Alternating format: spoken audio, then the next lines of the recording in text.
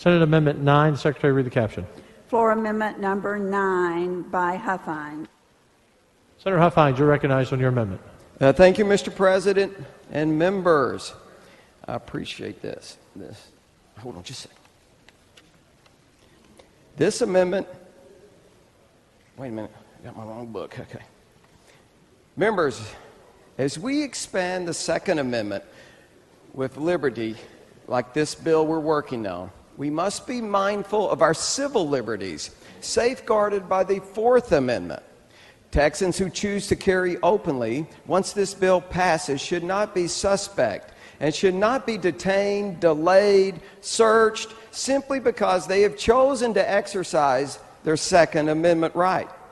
I ask you to join me in voting for this amendment, which will prevent undue and unconstitutional harassment of gun owners. It simply provides that, I quote, a peace officer may not make an investigatory stop or other temporary detention to inquire as to whether a person possesses a handgun license solely because the person is carrying the handgun openly in accordance with the law. Members, this is the Dutton and Rinaldi Amendment from the House. This amendment was passed, it's exactly worded as the amendment from the House. It was passed 133 to 10 in the House. This is a nonpartisan amendment.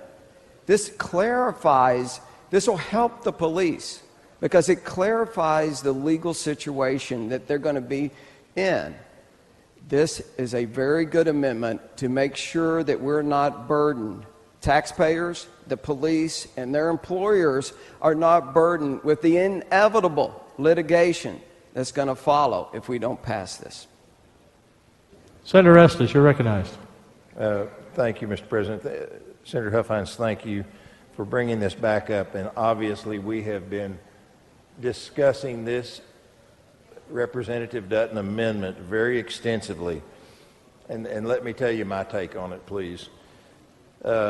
I was willing to remove it in committee for one basic reason, and that is I believe it just states existing law as it already is. I do not believe that removing the Dutton Amendment will allow the police to demand to see a person's identification simply because he or she are openly carrying, because it's a matter of constitutional law that if a person is engaged in an activity that is legal with a license, it is not sufficient cause for the police to stop that person. Let me give you an example. As you're driving down the street in your motor vehicle with your driver's license on a public road, the police cannot stop you unless they have some reasonable suspicion. And I believe that the courts would enforce this issue just the same way. So, accepting this amendment, in my opinion, would add confusion to settled law. But thank you for bringing it up, and I move to table. Can I close? Senator Huffines, it's actually there are other senators who want to speak. Okay. So before you close, let's let everyone speak. Senator Estes, will you temporarily withdraw your motion to table? Temporarily withdraw my motion to table. All right. Senator Burton, for what purpose? Just a comment to the author, please. Okay. On the amendment? Yes. Yes. You're recognized. Thank you, Senator Huffines. I appreciate it. I think this is an amendment that needs to go on this bill. I fully support it. I think it is a protection for gun owners and for police alike. And I appreciate you bringing this back. I think it's an amendment that should have stayed on the bill, and I appreciate you putting it forward. I support it. Thank you. Thank you, Senator Ellis, you're recognized. Thank you, Mr. President. Senator Huffines, I'm going to support the amendment, and I feel compelled to explain why. You and I have worked together on a number of bills, and that I don't want members to think I've started drinking the tea just because I've been spending a little bit of time with you. But I think this is an instance in which maybe for totally different reasons, you and I end up on the same side on this issue. My concern is that oftentimes, unfortunately in society, people do get profiled. And it would be pretty clear to me if I had a license or if one of my kids were to have one, who would be more apt to be asked the question? So for that reason, totally opposite from why you have gotten to where you are, I support this amendment and will encourage other members to vote with this as well. I heard my desk make the comment that he thinks it's just reinforcing current law. Well, if that's the case, put it in there again, because there are oftentimes that may be something in the law, but we don't follow it. So the more we can remind people that it is the law, the more we ought to do that. So I support it, and Senator, I hope that members will look at it carefully, and I hope they will vote to put it on, because this is something I know that your base is very interested in. I just want you to know my base is very interested in it as well. Thank you, Senator, and I encourage you to get that CHL. I really do. Well, with all of the bills you all are passing, I might have to get it, to be honest with you.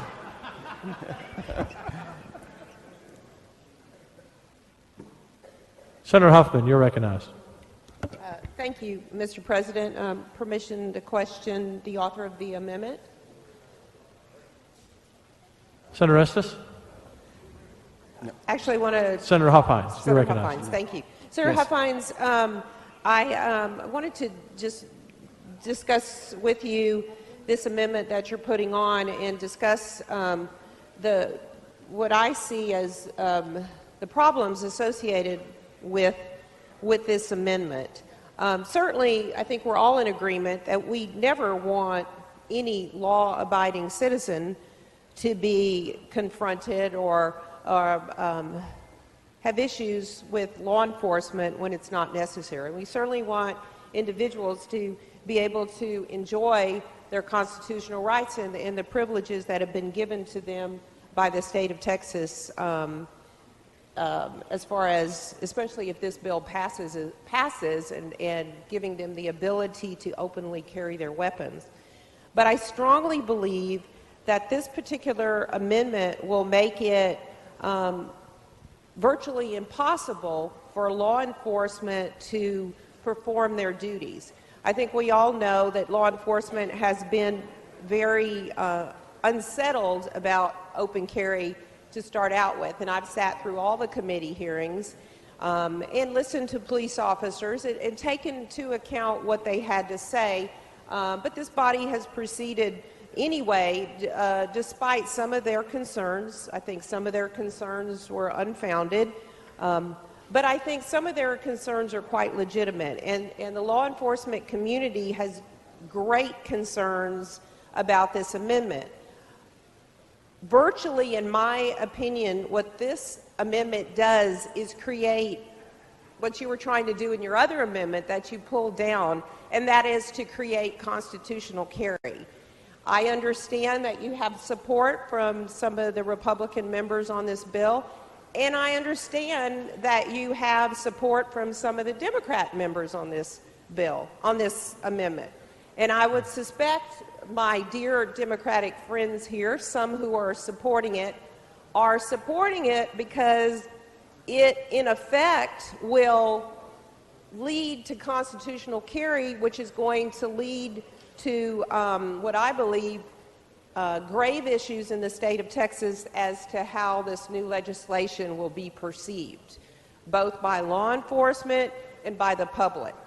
Because any person will know that they can carry a gun and it can be exposed, and unless they are committing a crime or in the process of engaging in activities that rise to the level of reasonable suspicion, that they cannot be approached by law enforcement and be questioned about why they have a pistol or a handgun upon their person. I trust that law enforcement, as they have had a very good relationship with CHL holders for the last 20 years. And I submit to you, it's because both parties, law enforcement and CHL holders, have respected each other's legal authority. Up until now, law enforcement has had a right to ask a person if they were in fact a legitimate CHL holder, and they were required under the law to produce that license. If they didn't, they committed a crime. That's been the law for 20 years, and I would say that both communities, this has worked in an excellent manner. There have been no issues. I think we know the very, very, very low percentage of CHL holders who have engaged in any type of criminal activity, nor have I heard any complaints from CHL holders that they have been harassed or abused by law enforcement officials. In effect, you are going to tie the hands of police officers, so unless a person actually commits a crime. I can give you an example. There's been a lot of talk about the Waco incident. Virtually, when the police approached that scene, if they saw individuals, even in the area, with a gun on them, I guess under this amendment, they would not be able to approach that individual and ask them if they were in fact CHL holders. I believe under the facts and circumstances, the objective facts that a police officer can look at, that they will assess the situation. Do I think that they will approach a farmer in Senator Seliger's district in rural Texas who's sitting in a diner and they can see that he has a handgun? Probably not. I don't think that law enforcement is going to harass one of Senator Seliger's constituents in that situation. If a law enforcement officer sees a person walking down the streets of Houston, perhaps in an area that is not an area where one would expect to see a person openly carrying a handgun, it may not be inappropriate at all for the officer to make a quick question, are you a valid CHL holder? And the CHL holder, as it is required under current law, would simply have to present their license, and they would quickly go upon their way. This system has worked. I think that this is a poison pill to the bill members, those that support it, because it's going to have unintended consequences. I think it has dire consequences for the state of Texas. I think this is a huge mistake. I think you probably have the votes to get it on, because I can see a coalition forming, and I see that. But I think it's a mistake, and for many in this chamber and in this Capitol who have fought for years for this right, including some of the activist organizations like the NRA, Open Carry Texas, this is a mistake. And I think members understand the votes are here, but I want to go on record for saying this is a mistake and this is bad for the state of Texas. Thank you. Okay. Senator, would you like to respond, Senator Huffines? Yes, please. Thank you. Well, I appreciate your comments, Senator Huffman, and I know you've worked in your committee on this issue, but I couldn't disagree more. First of all, this has nothing to do with constitutional carry. This amendment doesn't. And I don't know if you're misinformed on the amendment or not, but a policeman can reasonably, has suspicion, they can go ahead and stop someone. This is strictly about having that, not getting unduly harassed for exercising your constitutional right of carrying a weapon, your Second Amendment. That's what it's about. Senator Hall, you're recognized for what purpose? I'd like to a question of the author and a comment, please. Yes, you're recognized. Okay. Senator Estes and Senator Huffman, I appreciate all your very hard work, and I very much very respectfully disagree with most of your assessment and what you had to say. And as I understand it, Senator Estes, you said we really don't need to do this because it's already covered by law. Is that correct? That's correct. Okay. And who is opposed to doing this outside the folks here that have, what bodies out there are opposed to putting this, having this on the bill? National Rifle Association. Besides them? I understand Texas the police have Texas opposed State Rifle Association. Okay. And the police have also, in the police. newspaper, have opposed to it. And what we found in other states that don't have a specific law, that the police are stopping people, and they've done it time and time again. And just recently, as of last week, The courts finally said there's enough of that, and the federal court said you can now sue the police if they do this. And what I'm telling you is we do have a specific law on this. So, Yes, sir. so having this law in here is not in any way harming the bill. It is not harming the ability to carry, and it is just reinforcing the fact so that when someone does open carry, that they have the right to do that under our law, and but no one has the right to stop them any more than is your example of the police having the right to stop someone for driving a car to see if they have a driver's license. That is correct. Okay. So all this law does is just reinforce that and actually protects the police. I see this as a law that actually provides protection to the police because they do not have the right. Then, Senator, feel free to vote no on my motion to table. Let me just say what I said last. I think that putting this amendment on adds confusion to what already is settled law. Okay. Understand, and honest, with all due respect, sir, I do not see what the confusion could be, which simply makes it very clear that the police cannot violate our constitutional rights. But I thank you, sir. Thank you, Senator.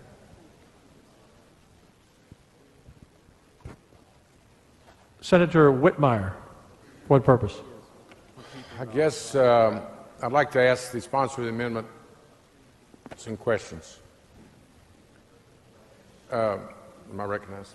Do you yield? I guess. Do you yield, Yes, Senator Huffines? certainly. You're recognized. Yield for the question. First of all, I think we need to all slow down. Would you not agree, Senator Huffines, that this is the most serious topic? In fact, would you not agree the bill that Senator Estes is laying out is a game changer, is the way I described it a while ago. And one of the reasons why I wouldn't offer up my vote on a 3-day suspension, because normally that would be a courtesy to move the process. But members, this is not a Senate process matter. This is a matter between you and your district. And Senator Huffines, would you agree with me that we're going to be asked about this vote, not only the main bill, but your amendment? I mean, would you agree with me this is a topic that all of Texas is watching? Yes, I agree. Would you agree with me as we travel across the state or back home during the session, would you agree with me, or have you experienced that this would be maybe the #1 topic? It could be. Maybe even, it's been my experience, more so than the tax cuts, the budget, or darn near anything else. Would you agree that's how important this bill is in your amendment? It could be. Are you aware that every law enforcement agency, the people that we honor on a regular basis, in fact, 2 days ago I had a adjournment in honor of one of our fallen heroes, a Houston police officer. That officer, his organization, have asked us to be against your amendment. Are you aware of that? No. Well, let me just assure you that the law enforcement agencies, large and small, the people that we honor on a regular basis, say they need to be able to approach someone that has a gun. In fact, they're trained to do so. Look for the person with the gun. When you're making a call, they focus their eyes and actions on the gun carrier. They need to, under the proposed legislation, to be able to distinguish who's doing it legally and who's doing it illegally. Would you understand that's the police officer's training and understanding? I don't know exactly what their training is, but if if they're suspecting someone of suspicious behavior, this amendment does not come into play. If, for instance, they don't look like they're 21 years old, the police have reasonable cause to stop them and ask them if they have a CHL license. What happens if a police officer gets a radio call while he or she's on patrol that there's a robbery in process? at the Bolero in my district on Memorial Drive. The officer gets there, and there's two individuals with pistols on their side, leaving the store. They might even go in different directions. You don't want the police officer to have the right to confront one or both of them and ask them, are they illegally carrying an open weapon? So you don't want an officer making a call to a robbery in progress, and maybe the bad guy's inside. He doesn't know where the outlaw is.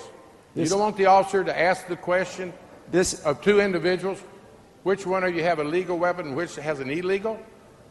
That's the scenario in a real life example that you're setting up. This amendment would not affect that situation. The answer is yes. They'd have the right to question those two suspects. Go ahead. Not if they're leaving the scene. They might be across the street, and I understand you got great legal counsel standing behind you. But I think he's wrong, and this is the concern of the police officers. They won't be able to do their job, their sworn duty to protect us, if you don't allow them, in the right circumstance, to ask someone, do they have a license to carry an open weapon? You're not only endangering, Senator Huffines, would you agree with me, you're not only, if your amendment goes on, going to endanger the public, but they're going to specifically endanger law enforcement that have to enforce our laws. They need to know who has a right to have a gun and who doesn't. I completely disagree. Right now, this amendment specifically states solely because they are carrying. And that's solely the scenario, because. Senator Huffines, that's the scenario I just described. No, you didn't. There was a crime being committed. In the store. Yes, I'm but gonna, okay, let me give you the real life example. The bad guy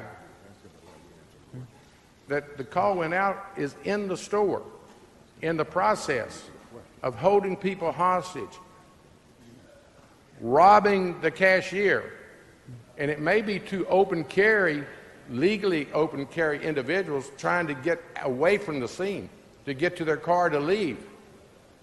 The officer pulls up and sees more than one individual with an open carried firearm. What would you have the officer do?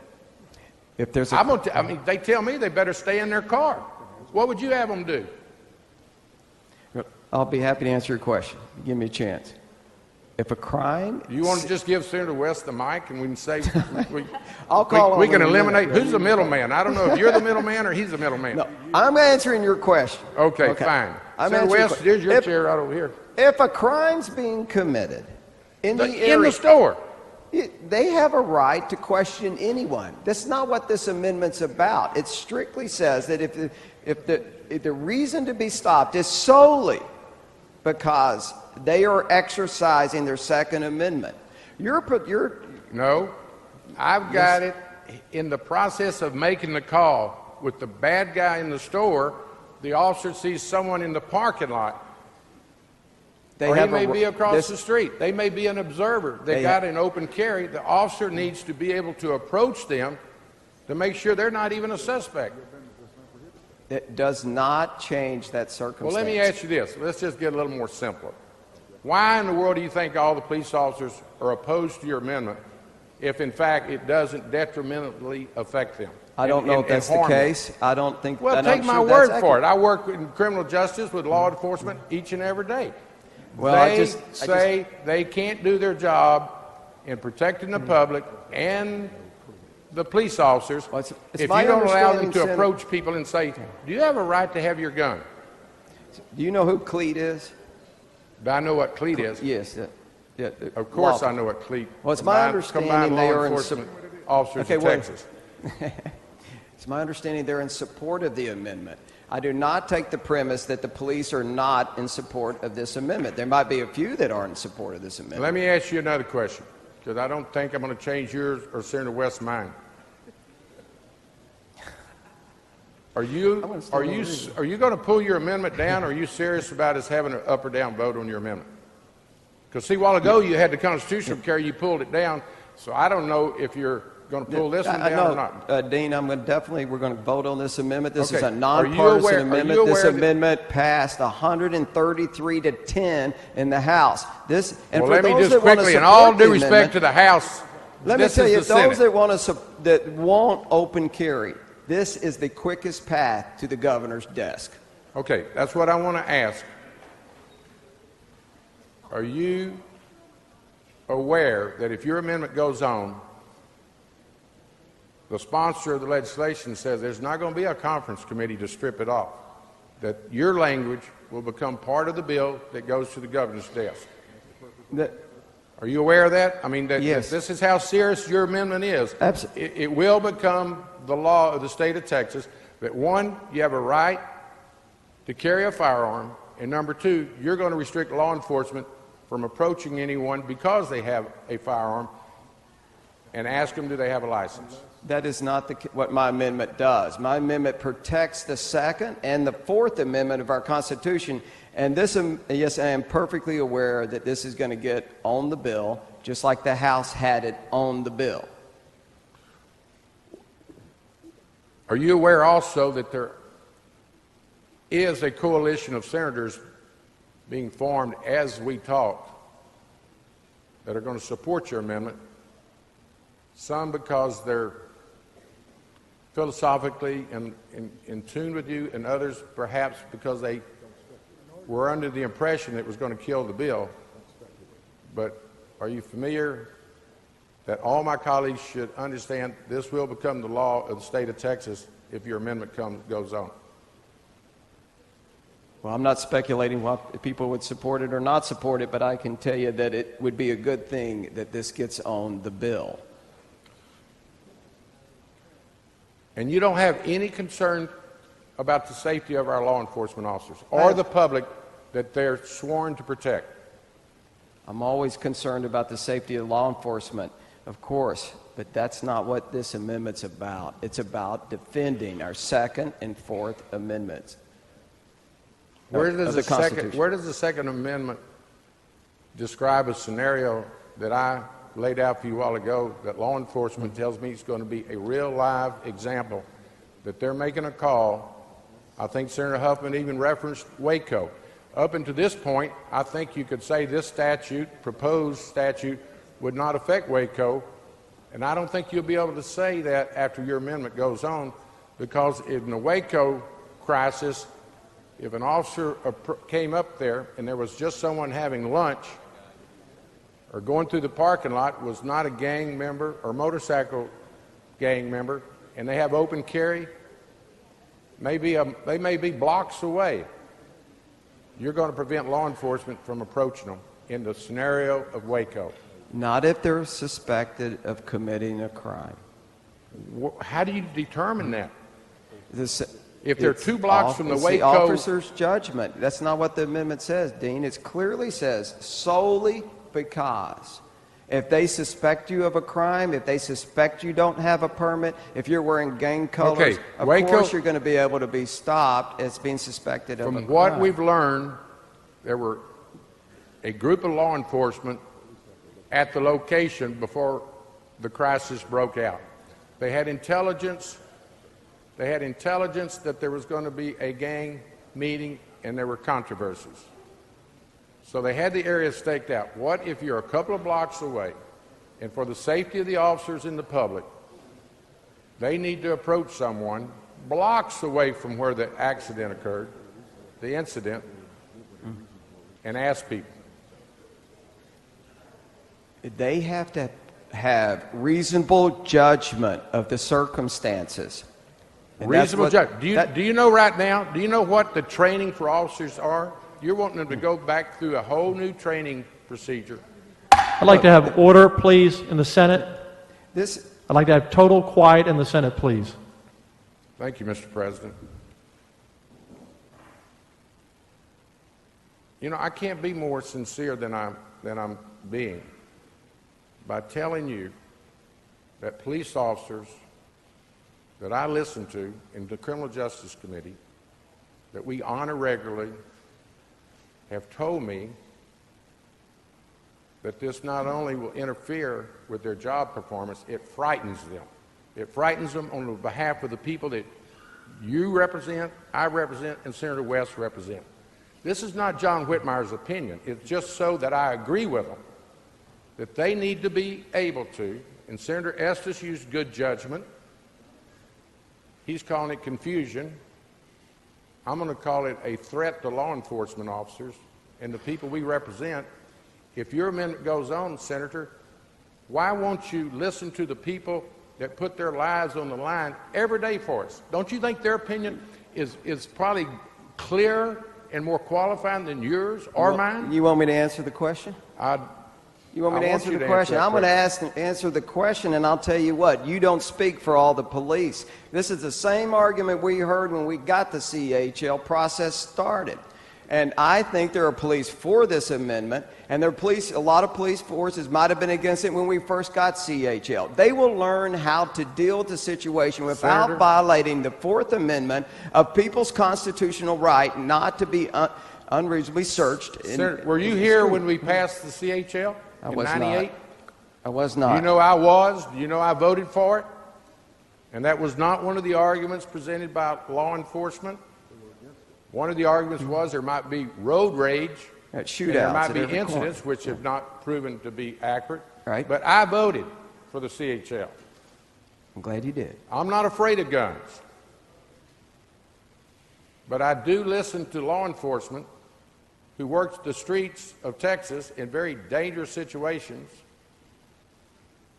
This has gotten so ridiculous. When we passed it the first time, we couldn't even prevent open carry in this building. Now here we got the dangers of attracting people to this building, and now we're going to allow open carry in this building where emotions run high. We attract some emotionally disturbed people, and we're not going to allow the Capitol Police members. Senator Huffines, do you really not want the Capitol Police to be able to approach someone who has an open carry in the halls of this building and ask them, do they have a right to carry that gun? In this environment. If they suspect that person of a crime, they could ask them. Well, maybe they want to ask them why they're videotaping us. It might be just an inquiry about what is your motive in following members. And in the meantime, there's someone standing right next to that person that doesn't have the camera, but somebody's next to him or her that's got an open carry. You don't want the state troopers that protect us in this building and the people that we represent to be able to. What about the school children that come to this building? And somebody's walking down the hall with an open carry. You don't want the state troopers to be able to walk up and say, excuse me, do you have a right to have an open carry gun in the state capitol with hundreds of school children here on a daily basis? Have you thought about that? Yes. And you don't realize the danger that you'd be placing the school children under? If you have a CHL and you can carry it in this building, you should have the right to open carry it. And I had an amendment that would restrict open carry in this building because of the school children. We do attract emotionally disturbed individuals, and that amendment went down. So now you can have open carry here, but your amendment would go a huge step in not allowing the law enforcement to protect the children in this building from asking someone when they walk up the steps of the Capitol, excuse me, do you have a right to carry an open weapon?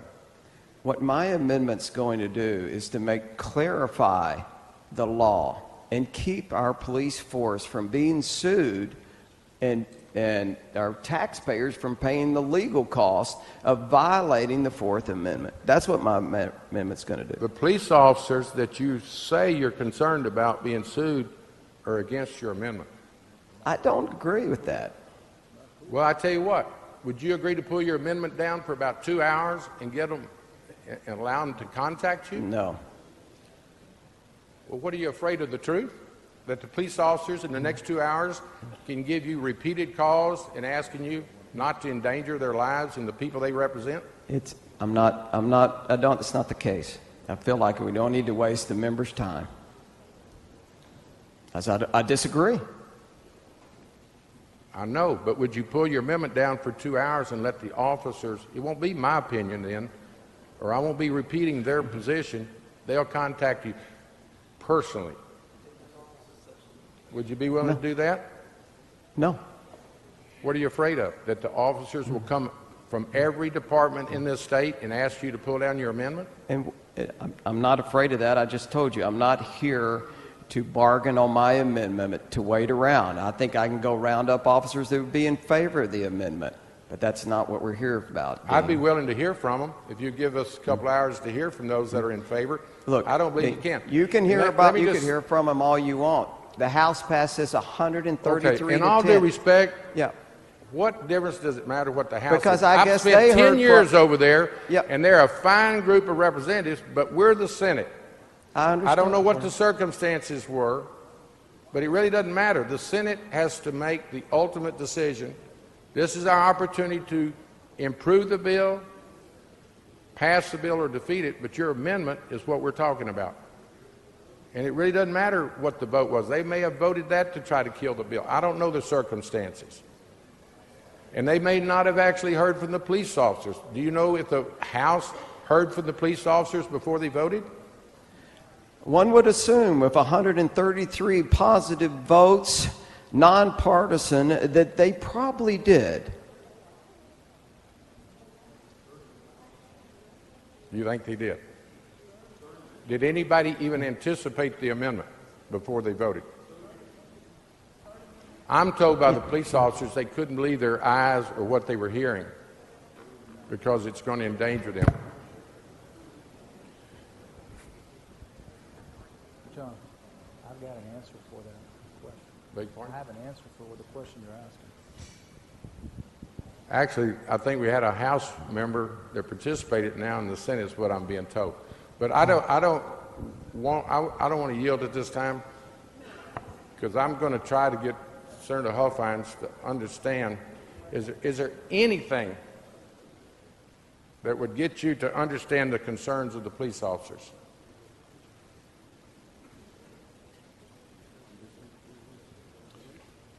And you know what? Let me ask you another thing, because I respect you so much. Who told you that Cleet, Senator, who told you that Cleet supported your amendment? And would it matter to you significantly if, in fact, they're opposed to it? Because, you know, now we're getting to the credibility of our discussion, and I like you and respect you, but you surely were misinformed when Cleet said that they supported it. I know Senator West didn't tell you that. Cleet is opposed to your amendment, Senator. Would you like to hear from them and not use them as a source? They're very respectable combined law enforcement officers of Texas. Would you like to know that they're opposed to your amendment? Well, it was representatives of Cleet. It was presented to me that are in agreement with the amendment. Well, I just saw documentation, and I'll be glad to forward it to you, that Cleet, as an organization representing thousands of police officers, multiple police agencies are opposed to your amendment. And I think if that mattered to you 10 minutes ago, it should be significant now, should it not be? I didn't say that it mattered that much. What matters is that we don't violate our citizens of Texas rights. And I still don't think you really understand the amendment, Dean. The amendment is specifically about solely stopping someone because they are carrying. Not if you can. The police on the Capitol grounds, solely when you walk up Congress and enter the Capitol,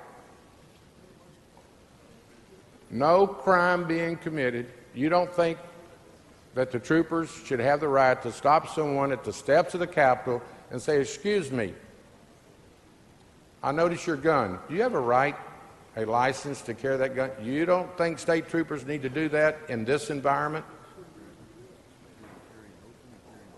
It would be no difference if you have a concealed handgun or an open handgun. Of course it matters. The concealed, Senator, they don't see the firearm. That's the whole purpose in the concealed weapons statute. In fact, Jerry Patterson, who passed it, I voted for it. The whole idea was to have it concealed so the bad guys would think all of us might have a concealed weapon. And it's worked very effectively. The open carry now is a major game changer. And I think we've already seen the vote is there to do open carry. But now you don't want law enforcement involved at all in the inspection of someone having a license or not in license. And that's not true. Well, let me just tell you, I don't know how much longer I can ask you questions, but I'm going to do it about as long as my bad back will allow me, because somebody's got to slow this down to where police officers can contact their senators. Those members that were going to support your amendment because they thought it would kill the bill need to be informed that the sponsor says it will not be taken out in conference, but it'll go straight to the governor. And one, for the first time since the Wild West 1880s, you'll be able to have an open carry. And number two, Senator, you're going to prohibit law enforcement from questioning someone about the validity or the legality of that person carrying an open carry. That is not what the amendment says. Well, I respectfully think you ought to look at your amendment. Now, a while ago, you didn't know that CLEAT was opposed to it, so I have to also be concerned about your accuracy about what your amendment really means. I think you could not only be just as wrong about your amendment as you were that the combined law enforcement officers of Texas are opposed to it. I suspect, Senator, that they were probably opposed against this bill from the very beginning. I think that's an accurate statement, too, because they're concerned about some of the concerns that I have as a gun owner about someone taking a person's exposed firearm away from them. See, I do not have, Senator, are you aware of my position? I am not that concerned about the person carrying the gun as I am someone taking that gun away from them, particularly in this building.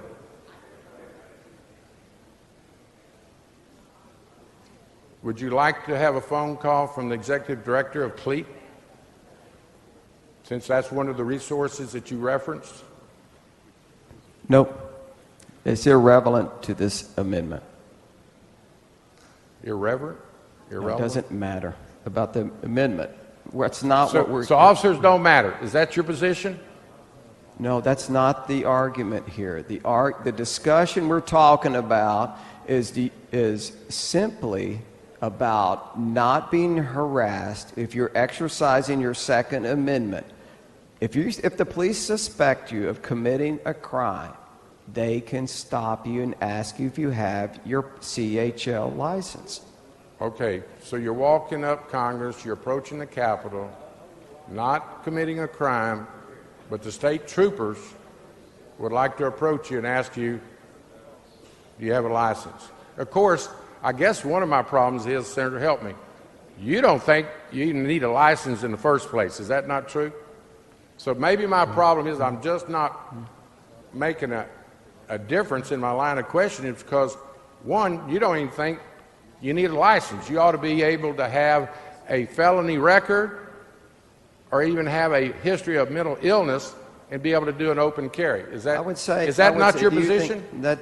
That's not what we're talking about here, I but know your it. position is the same as if you should stop every vehicle driving down the road under the pretense, not No. violating any law, just the pretense you could be No, when violating you drive law. down the road, you need probable cause. We all understand If that's what this amendment's about. Except we're not talking about driving down the road. We're talking about strapping a firearm on your side, that bullets that kill, and you don't want the law enforcement agencies to be able to question someone about their license, which they're going to be required. I know you don't like the license because you think the mentally disturbed individuals and the felons, someone coming out of prison ought to go ahead and get him a pistol and open carry, because that's your view of the Second Amendment, is it not?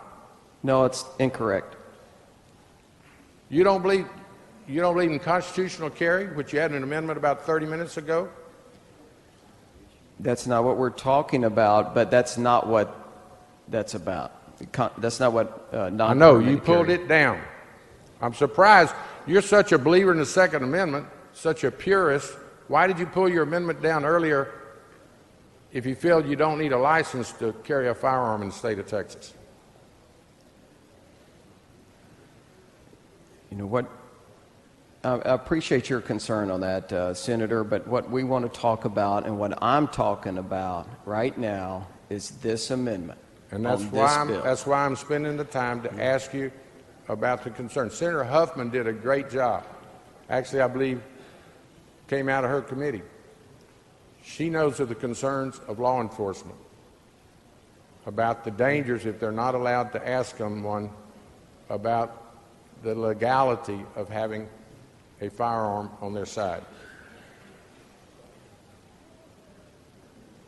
They can ask. Sir? They can ask if someone is carrying the firearm. If they suspect for any reason, a reasonable suspicion there could be a crime involved or about to be committed, same as they would always be able to do. This just clarifies the fact that you cannot solely stop and detain someone because they are carrying. And who's going to determine that they... The great judgment, the good judgment of our police. The same judgment they exercise on a daily basis in most circumstances and situations they find themselves in. Senator, there are 45 states that have open carry. 45. And I've looked up most of them, and most of them have different versions than the one that we're about to pass. In fact, you like to use Pennsylvania. Have you looked up the Pennsylvania provisions for open carry? I didn't use Pennsylvania. Sir? I have not. Well, let me tell you about Pennsylvania. Pennsylvania's pretty practical. The state has open carry except the city of Philadelphia. And quite frankly, I think any proposed open carry in Texas should have been modeled after that state. If you want to carry open carry in West Texas or East Texas in the rural parts of this state, perhaps it makes some sense. I think it would be acceptable in those communities. I think we ought to be able to exempt or prevent major metropolitan areas like Houston from having open carry, because it's going to be a lot different in Houston than it is in Alpine near the Big Bend. So when you want to cite 45 states, have you looked at the variations of open carry? Are you familiar with one of the states that you can only have open carry if you're in your automobile, which might or might not be a good idea.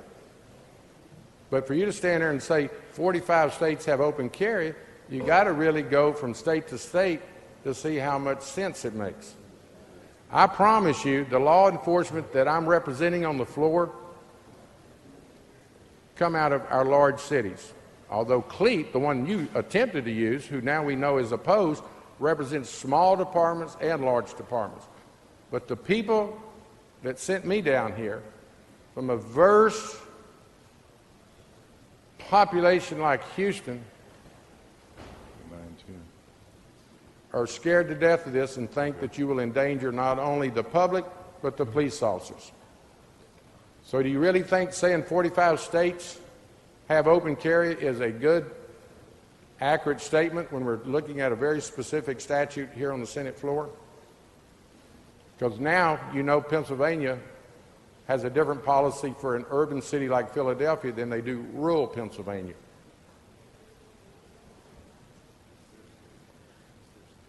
Yes. The question was, do you think it matters what the other 45 states do? Because now you're finding out that they all have a little unique provision to address whether you're in Montana or downtown Philadelphia. I'm sure that there are many states that have different variations of open carry. It's not, it's not about my amendment. Could I That's not ask what we're you talking this? about. Let me ask you this, your amendment. Let's get back to your amendment. Okay, good. How many of the 45 states that you like to reference have an amendment like yours? Would you believe probably, I would almost guess none, but I don't shoot from the hip. I'd be willing to find out with you. Do you know? No, I do not. How many of the 45 states who have open carry have an amendment like yours, have language like yours? I do not know. Well, don't you think it would be interesting to find out? No. Would you find any of this interesting to find out? I find that what you're suggesting, Senator, that the police should have this authority to violate No. a law-abiding Texan's right No. to stop them is the exact reasons why we need this amendment. Now, my position is this, so we can be real clear. I've been here 32 years, actually 42 if you add the 10 in the House.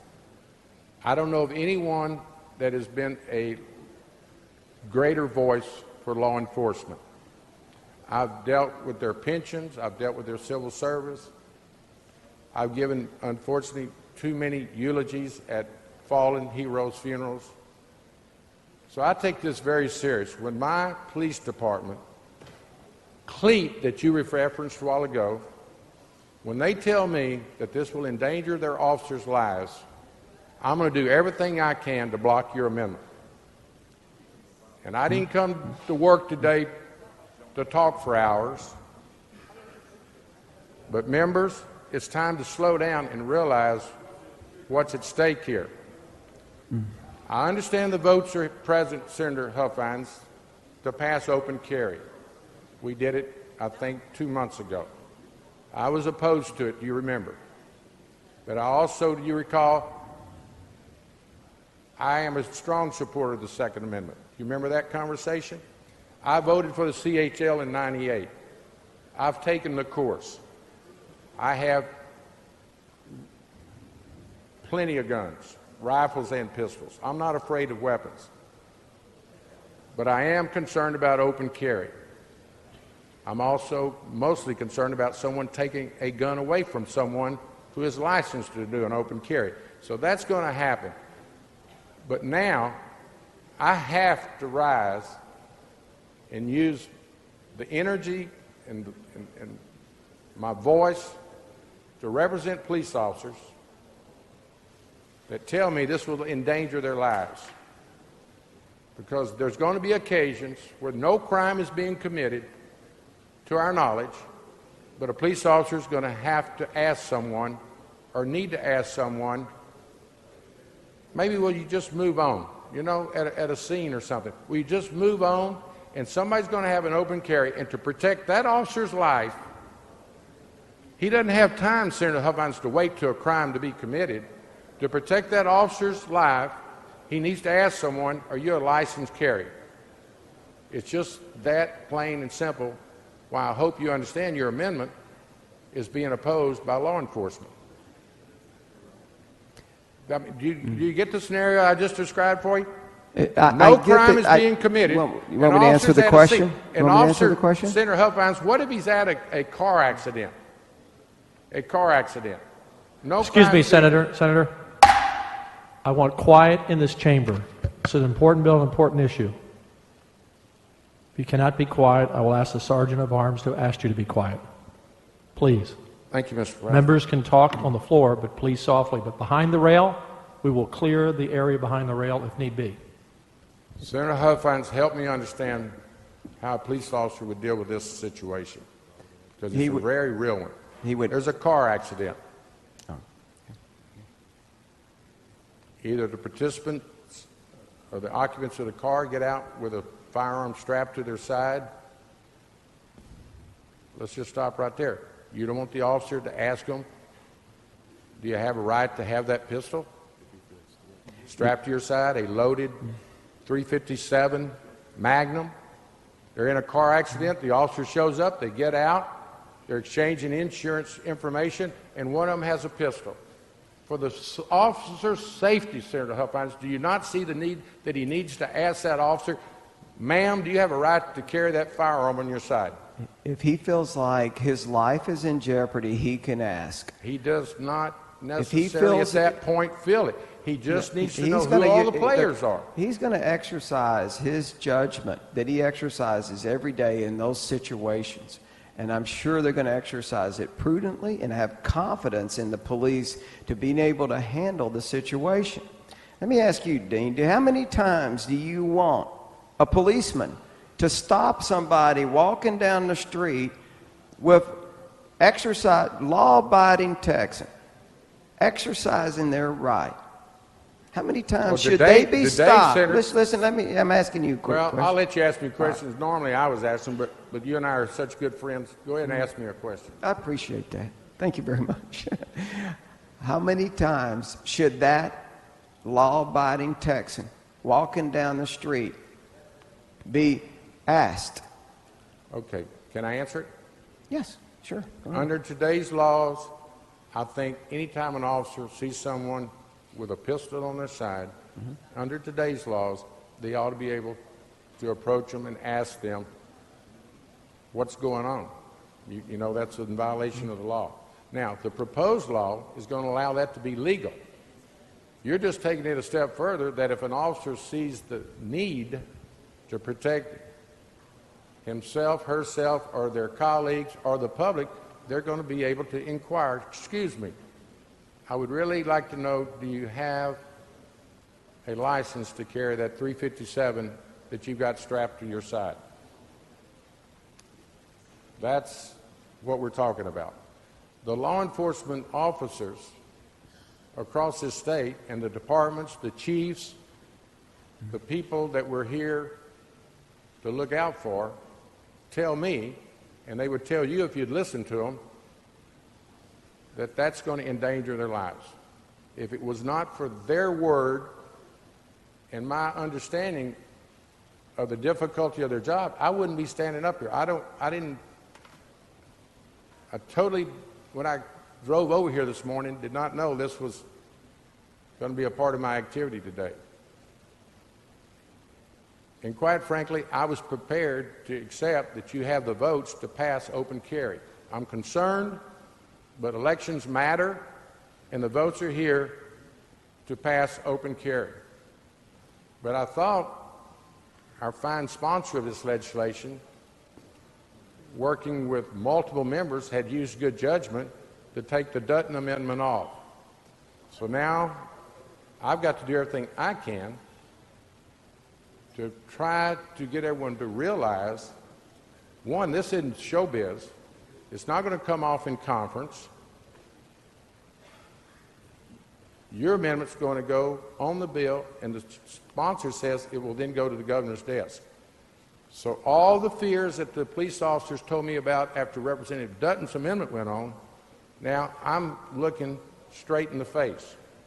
And I'm going to spend as much time as I can to get you, one, to take this topic as serious as it is, and hopefully I would pray that you would let the police officers talk to you and let you know that they think it's going to cost police officers' lives.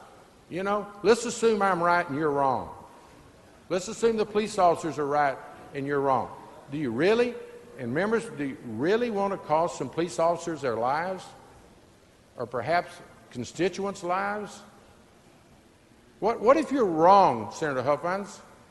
Do you ever doubt yourself about maybe the police officers know more about public safety than you do, and what's involved in their daily lives in the inner, the dark, dangerous parts of some of our large cities when they're out there by themselves? Do you ever worry about that? Did you ever question your amendment that in the dark streets in the mid-morning of Houston, Texas, an officer might need to just ask somebody walking down the street? No crime being committed, but at 3 in the morning, walking down a street in Houston, excuse me, do you have a right a license for that firearm, or Dallas? Do you ever worry about maybe that the officers know what they're talking about and you're going to cost one of them their lives? I have complete confidence in the officers exercising their discretion. Do you have confidence in their? Do you have confidence in their opinions that this is going to endanger them? Do you have confidence in their opinions that this is going to endanger them? I have confidence that they'll exercise great discretion when they get presented in certain situations. Well, let me repeat where I was 30 minutes ago. Would you please consider pulling your amendment down, and we'll ask the leadership to allow the time for the police officers to talk to you? Because I have talked to them. When's the last time you talked to a police officer? When's the last time you spoke in live, person to person with a police officer about anything? Well, it hasn't been this week, but I have visited with him. I'm not sure exactly the last time. When's the last time you talked to a police officer in person about your amendment? Not recently. Well, don't you think, since we're spending so much time about how this will impact law enforcement and police officers, that maybe you should talk to them? You know, this amendment, Senator, is about our Constitution. That's what we're talking about.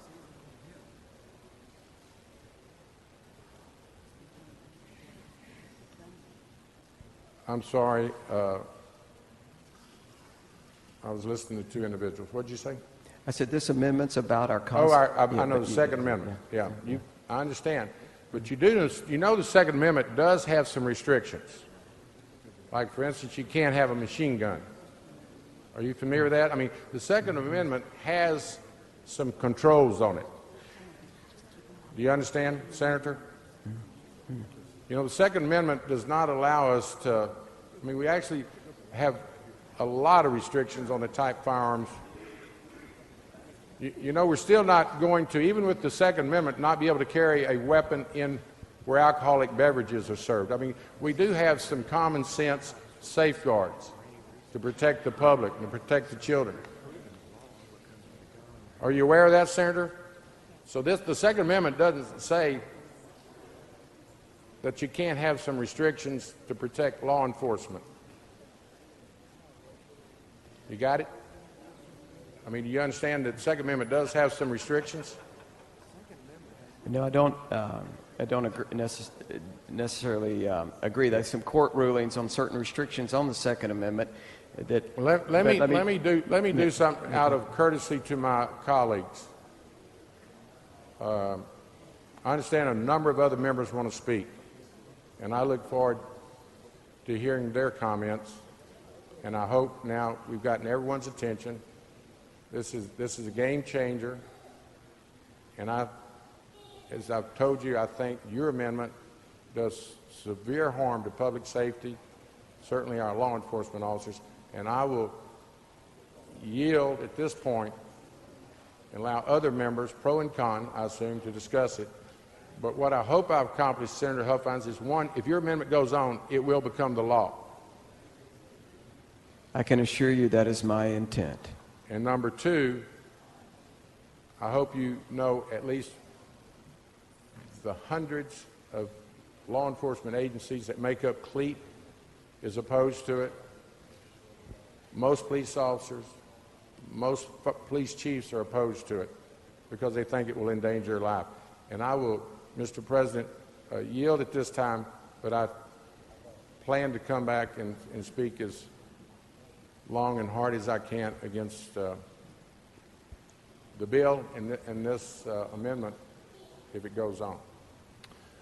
Senator, Huffines, I hope one last question. Senator Huffines, in closing, I wish you would arrange the opportunity for law enforcement, police chiefs, rank and file, men and women that put their lives on the line every day for you to hear their opinion before this bill is voted on, and I would actually work with you to get the leadership to give us a couple hours to hear from law enforcement. I hope you'll take that under advisement. Senator Whitmire yields the floor. Senator West, for what purpose? Ask the author of the amendment a few questions. Senator West, you're recognized, and we do have a lot of members to speak. You're recognized. Can I take as long as... You can take as long as you wish. You're the senator. Thank you, sir. Senator Huffines, Yes, I yield for the question. do you consider yourself anti-law enforcement? No, I do not. Do you consider this amendment anti-law enforcement? No, I do not. What do you consider this amendment? I consider this amendment specifically clarifying the situation they could find themselves in, not knowing when or the exact reasons they're going to stop or detain someone.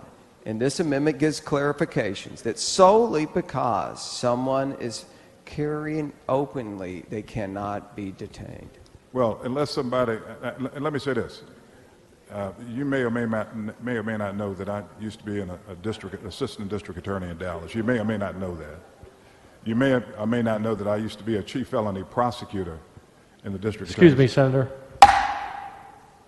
Can we please have quiet? You may or may not know that I used to be an assistant district attorney in Dallas County. You may or may not know that I used to be a chief felony prosecutor in Dallas County. You may or may not know that I ran for district attorney in Dallas County, and that I have on occasions practiced criminal law in the state of Texas and served on the Criminal Justice Committee. You may or may not know that. Do you know that, sir? I didn't know all the details, but I find that fascinating. And Okay, so as part of this debate, I want to make certain that the members understand and appreciate the experiences that I've had.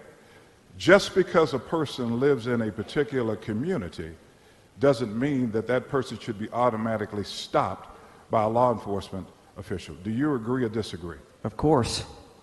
Do you agree or disagree? I agree. I agree. Okay, all yes, right. yeah. Get that straight. Of course. All right. I agree. Now, I was part of the discussion. I was playing your legal counsel on the discussion between you and Dean Whitmire. Let's talk about what a police officer does and doesn't do. I can't tell you that I can be in the shoes of the police officers that were in Waco. I think that what they had to do in that situation is to, number one, allow their training to kick in and respond based on the situation that was in front of them at the time. And that's what police officers normally do. When they have specific, articulable facts and circumstances to reasonably believe that a crime is being committed. So, if you have a situation where a police officer sees someone with a firearm and they believe that a crime is about to be committed or is being committed, in those instances, they would be able to stop the person, correct? Yes. So just because a person's walking down the street and a police officer says, well, they may be getting ready to jaywalk, do you think that that's reason to stop someone? No. And so members, when we think about this particular, regardless of how I feel about the bill, this makes common sense. Officers should not be put in a situation that just because someone has assuming this becomes a law, has an open carry, that they should be able to just stop them, regardless of the color of their skin, their gender, or what part of the city they live in. They should be able to just stop them.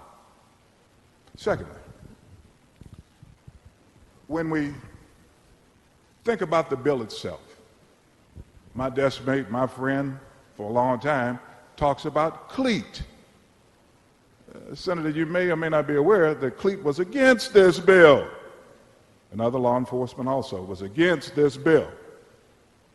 And so when we talk about not putting police officers' life in harm's way, the very law enforcement agency or association, Senator, that we're pointing to was against the bill. basically saying that the bill, Senator, Dean, may very well put their lives in harm's way. Okay? So, I mean, let's make certain that we put all the cards on the table. You agree with that, don't you, Senator? Absolutely. Okay, and so I'm not going to go on because I know there's others that want to speak on this bill, but it's amazing the coalition that has come together on this particular amendment of yours, and I'm supportive of it also. Thank you. Thank you, Senator West.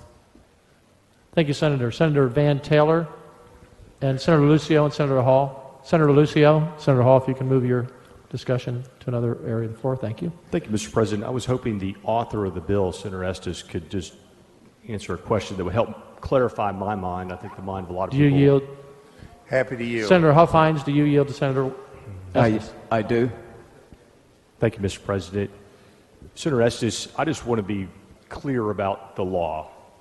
Whether or not this amendment goes on, it is my understanding that someone who is doing something that requires a license, that police may not stop them to verify that they have a license. Is that your understanding? Yes, Senator, I'm advised that that is settled constitutional law. Okay, so the law of the land, the law of America, if someone is doing something that requires a license, a police officer cannot stop that person and say, I want to see your license, whether it's driving a motorcycle or a commercial vehicle or a car or whatever that activity may be. Unless they have reasonable suspicion. Okay, so reasonable suspicion that a crime is being committed, correct? That's correct.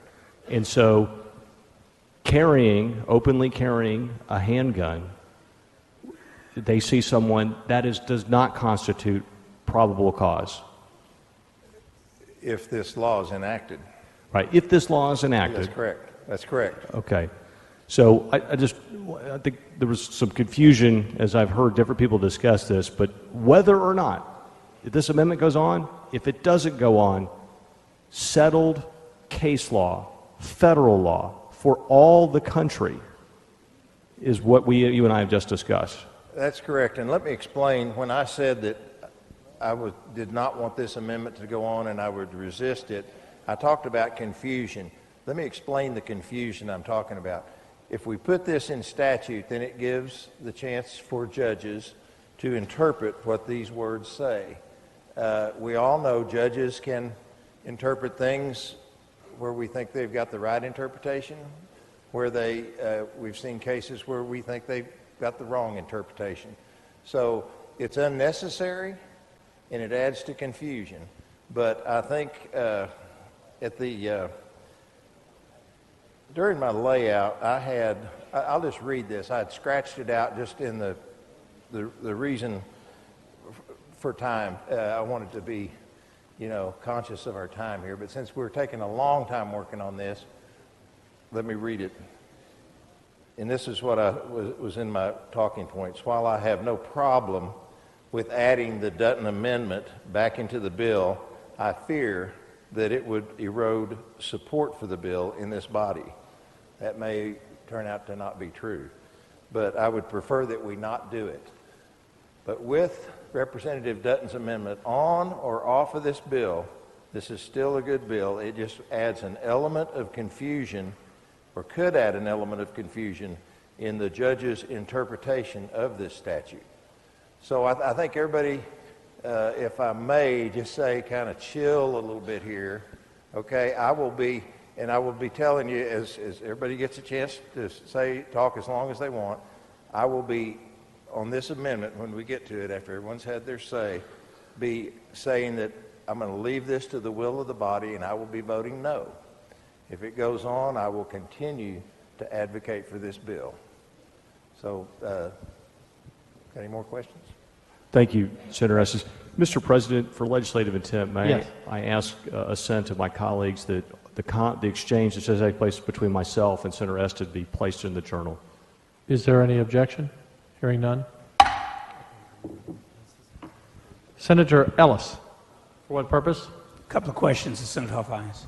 Do you yield, Senator Huffines? Yes, I yield for the question. Senator, this has been a very interesting exchange, and it's gone on for so long I've almost forgotten what your amendment said, so I'm going to read it instead of asking you to read it. It says, a peace officer may not make an investigatory stop or other temporary detention to inquire as to a person's possession of a handgun license solely. I want to make sure that word sinks in. Solely because the person is carrying, the person is carrying in a shoulder or belt holster a partially or wholly visible handgun. Is that what your language says? Yes, Senator, Okay. that's exactly what it says. Well, Senator, I want to associate myself with the comments made by my lawyer, former prosecutor, should have been DA of Dallas County, Senator West, because I think he laid it out from a lawyer's perspective very clearly. The comment was made earlier that if this language was added, Senator Huffines, to your bill, somehow it would kill the bill. I think maybe the comment was made to give the impression that some of us, like me maybe, who are going to support it somehow think that it'll kill the bill. Do you think that this will kill your bill? No. Senator Estes' bill. Do you think it would It's kill not his my bill? Yes, Senator Estes' bill. No, I do not. Okay. Think it'll Because kill it the did bill. pass the House by overwhelming margin. Yes. Okay. I think it's important to note, do you have a sense of how early on in the process the gun bills were heard? You do recall it was pretty early, right? Yes. Okay, I just think that's important to note because I think it was clear because of a strong election mandate and commitments that you, Senator Estes, the presiding officer, many others made, that the gun bills were going to pass. Is it your impression that I count pretty good? You think I can count? I may not know a lot of things, but you do think I can count? I think you're a good counter. Okay. Well, I can assure you, I think I am as well. And in my mind, it's been clear from the beginning of this session that we would give Texans more access to guns. That's just reality one-on-one. Whether I agree with it or not is going to happen. You do know I'm against Senator Estes' bill, the bill in and of itself. Right. I do know that, unfortunately. Okay, and I want to stress that, which is why I don't want to tie up a lot of time, but I made the comment earlier. You and I have come to the same conclusion about your amendment for totally different reasons. If I thought that after a prolonged discussion on your amendment, that I could get up and have a prolonged discussion to kill my desk mate's bill, I would do it. In fact, if there is a long discussion on your amendment and I see a window, I would get up. Make no bones about that. If I could kill my distinguished colleague's bill, I would do that. This amendment will not do that. It's going to be accepted by the House. I think it'll be signed by the governor. For me, the simple issue is, in my mind, is not politics. In my mind, I think if somebody is going to be profiled over walking around the streets of Houston or Austin with a gun, in my mind, I may be out of my mind, but in my mind, I think somebody that looks like me is more apt to get stopped than somebody who looks like you. Now, and I think most reasonable people think that as well. If not, I guess they haven't been to Baltimore, or they haven't been to Long Island, or they haven't watched the news about Ferguson and other places in this country. So it's for that reason, my concern, my fear, I don't think is unfounded, but my fear that certain groups of people may be profiled because we have not yet overcome in this country. We may get there. So if they have some reason other than solely because the person is carrying in a shoulder or belt holster a partially or wholly visible handgun, they can stop them, they can ask questions, they can do the very important and noble things that law enforcement people have to do every day, but not, Senator, solely because that person is carrying in a shoulder or belt holster or partially or wholly visible handgun. Now, here's my question. Do you think that's a reasonable position for a guy who may not count that well, but has made it 61 years and traveled a good part of America and this world? Is that a reasonable position for me to take? I think it's a very reasonable position, and I do not think your fears are unfounded. Your fears are accurate. Thank you. Senator Nichols, you're recognized for what purpose? Ask the author of the amendment some questions. Do you yield, Senator? I yield for the question. Senator, if your amendment does not take, are you still going to vote for Senator Estes' bill? Yes. So you think his is a good bill without your amendment? I think my amendment makes the bill better. Okay, let me ask you this. Do you think, I think you supported constitutional carry? Yes. Okay, so you do not believe that a person should have a license to carry, that they have the right to carry it without a license? Is that? Yes. Okay, do you also believe that a convicted felon should be allowed to walk around with a pistol on his side? The only people that would have the right to have non-permitted carry are law-abiding Texans, the same Texans that have the right to have a CHL. So you do not believe that a convicted felon should have a pistol on his side? If he has a right to have a CHL, then he has a right to carry it. That's not what we're talking about here. But you believe in constitutional carry where you don't have to have a license and you can be a convicted felon. No, that's not what the law is about. You said you were for constitutional carry. I am, but constitutional carry, that's not what this amendment has anything to do with. Yeah, it has a lot to do with this amendment. Okay, well then let's discuss it. Constitutional carry is about law-abiding Texans. If you have the ability to get a CHL, then you're going to have the ability to carry the permit. Constitutional carry doesn't require a CHL. Pardon me? Constitutional carry does not require a CHL. It's the same. It allows anybody to carry a pistol on That's the not what side. it says. You just read my bill. Read the bill. That's not what it says. It's specifically, let me tell you, well, you want to talk about it. Constitutional carry does not have any training whatsoever or safety training? That is correct. Let me finish it. Constitutional carry does not change who can buy the gun, where you can carry the gun, and it does not change where you can carry, who can buy it, and who can possess it. Okay, so you just admitted you do not think they have to have any safety training to carry a gun? I think you just said that. That is correct. That is correct. Okay. And they can be a convicted felon, and regardless of age, 15, 16, 17. No, I didn't know they could be a convicted felon. If they can legally... Well, in a constitutional carry, basically everybody has the right to carry a gun. That is not the case, Senator. All right. Do you think that people should have to have a background check? If they can legally possess... Now, how do you know if they're legally can if you don't do a background check? Yeah. Well, let's get to the amendment here. I am talking about this amendment. Okay, which part of the amendment are you talking about? The part about the checking. Because if you do not have a way of verification, you have no need for a license or a CHL. So I'm asking you some questions. Okay.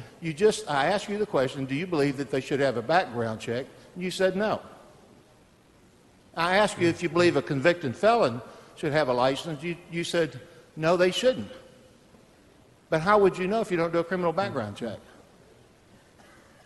Well, I'd like to know that. I live in a small town. I have more churches and gas stations. When people go to Walmart and there's 30 people with sidearms, how do you know who has a license and who doesn't? I'm really curious. Well, how would you know?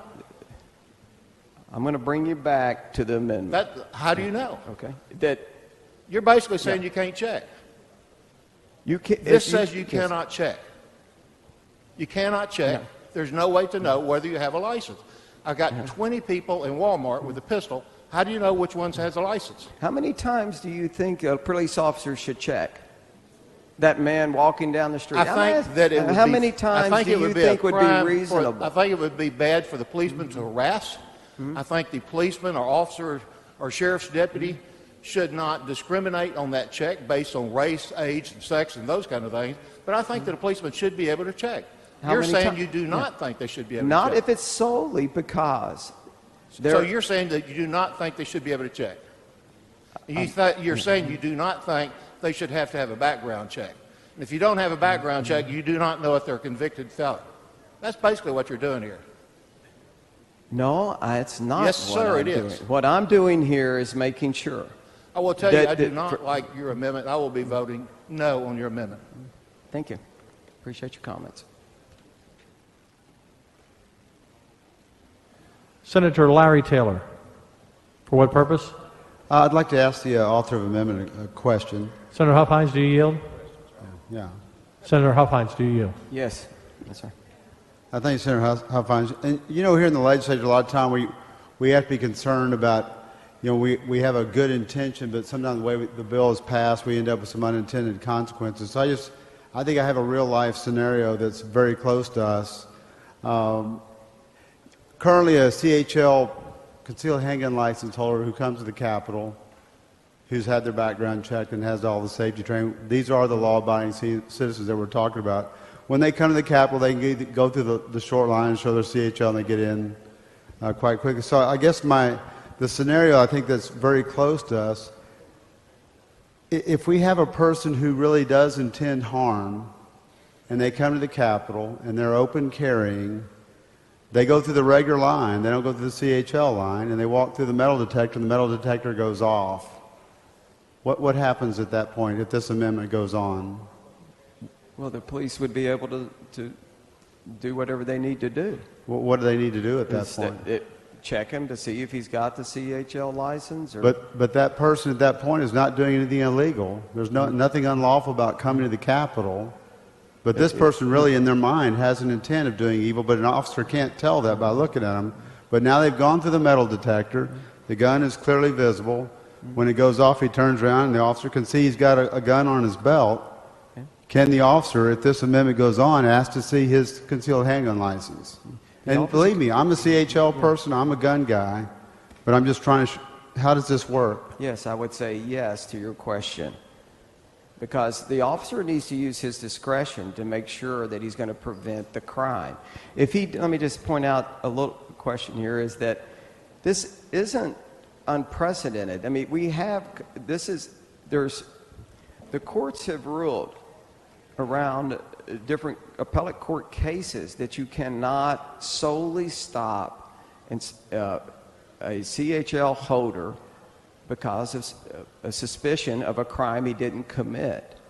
I mean, this amendment really does clarify it so that we don't get in a lot of litigation. I mean, you can't go violating people's Fourth Amendment rights. You can't go around solely stopping them for exercising something they've got a permit to do, a law-abiding citizen. It's no different, Senator, than if they can't go stop you driving your vehicle down the road unless they suspect a crime. Police are very good at having judgment and very good at assessing the situation. So based on this person's appearance, you're saying that the metal detector goes off, that they'll have to make an assessment at that point as whether that person has any intention to do harm based on how their countenance looks or whatever. I'm just concerned. I mean, here at the Capitol, should we just go ahead and take the metal detectors down? Because at this point, can the metal detectors serve any purpose? Because I'm just reading the wording, and it says a peace officer may not make an investigatory stop or other temporary detention to inquire as to a person's possession of a handgun license solely because the person is carrying in a shoulder belt holster. So he walks through the regular line, the metal detector goes off, and it's very clearly he's open carrying. does the DPS trooper at that point have the ability, if this amendment goes on, solely based on that, Yes. to ask the question, do you have a license? Yes, And under what premise would he have that? because he didn't declare the license. The policeman would have a variety of reasons probably to ask him that. Do you have to declare a license to come to the Capitol if you You're have a supposed to CHL? go. Yes, you're supposed You to don't go. have to go through that line. You can go through the. You don't metal have to go detector. through that line. I don't believe you do. There's a sign that says you must go through that line. Yeah, CHL holders are supposed to present their licenses. They come in and they go around the line. But if they could choose go not through to the- go through okay, that yeah. line, I'm not exactly sure of the. if of they the choose rules and not to go regulations. through that line, and the metal detector goes off, does the officer have a right to ask to see their CHL? I would think so.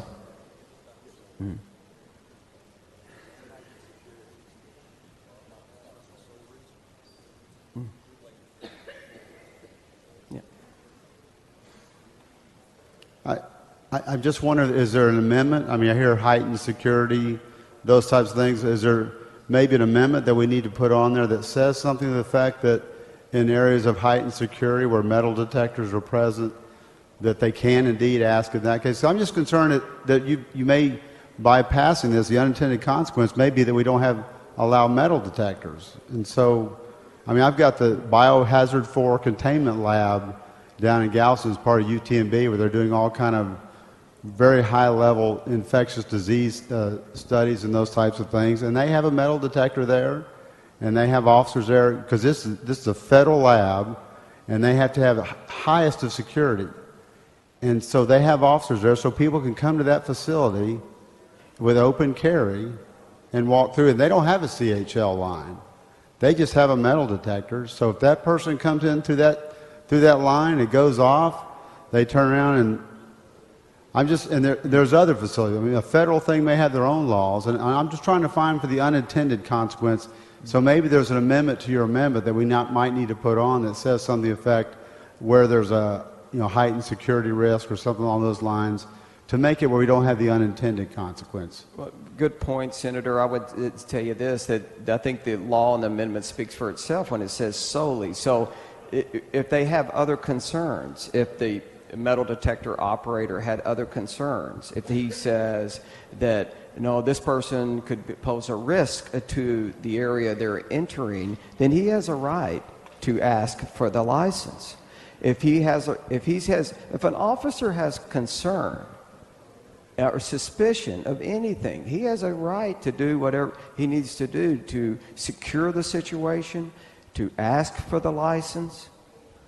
So this isn't just that's what it's about. It's simply saying solely. So entering into a room with a metal detector or a building would be a good premise that he's trying to secure the situation. You have a right to ask. Would you be willing to help me work on an amendment to make sure that's clear in this law? I think it's pretty clear. I don't know how you can make it clearer than when you say solely. I mean, I think you got some legal help coming.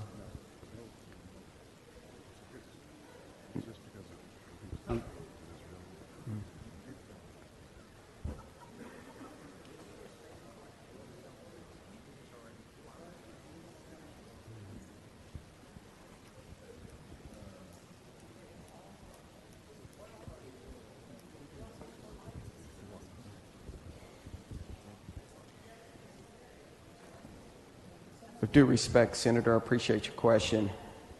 Yeah. I do feel like the amendment speaks for itself when it says solely. It's clear that it's solely about someone carrying. If the police have any reason to suspect or feel like their life or anyone else's life might be in danger, they would have the right to ask. They would be treated the same way as if you have any CHL. If the sole reason why the medical detector goes off is because they're carrying a gun, would that allow them to ask any more questions beyond? It would definitely depend on the judgment. I'm sorry? It definitely depends on the judgment of the officer of the situation. If he feels like that he needs to ask, he can ask. But what other judgment would it cause me to do that? If they're dressed nicely, they've got a nice countenance on their face, they don't look like they're getting ready to go do a crime.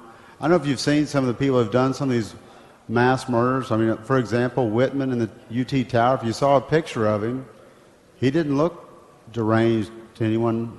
Just look at him. I've seen the pictures of him. I was a young child at the time, but had a crew cut. I think it looked like he was a guy out of the Army. But he shot I don't know how many people from the UT Tower. So I'm concerned if you're in a situation like that where you have in your words, a more highly secure area that they can't even so much as ask based on this amendment. No, if they feel like a crime's going to be committed or suspecting that a crime could be committed, they could ask. But how do you do that? It's the judgment of the officer, the same judgments they make every day on a lot of situations. Well, back to I think y'all were talking about earlier, the guy getting ready to jaywalk or something. How does an officer know someone's about to do a crime before they've actually done it? I'm just trying to follow that's incredible judgment. That's almost like some kind of being able to see the future. I'm not following that. No, that's why we have our Constitution. You can't unreasonably stop and seize somebody. But we have our Constitution, but we have metal detectors today. So how do we make these two work together? Because that's always been, I don't think anyone's ever said metal detectors are unconstitutional to walk through to go into a secure environment.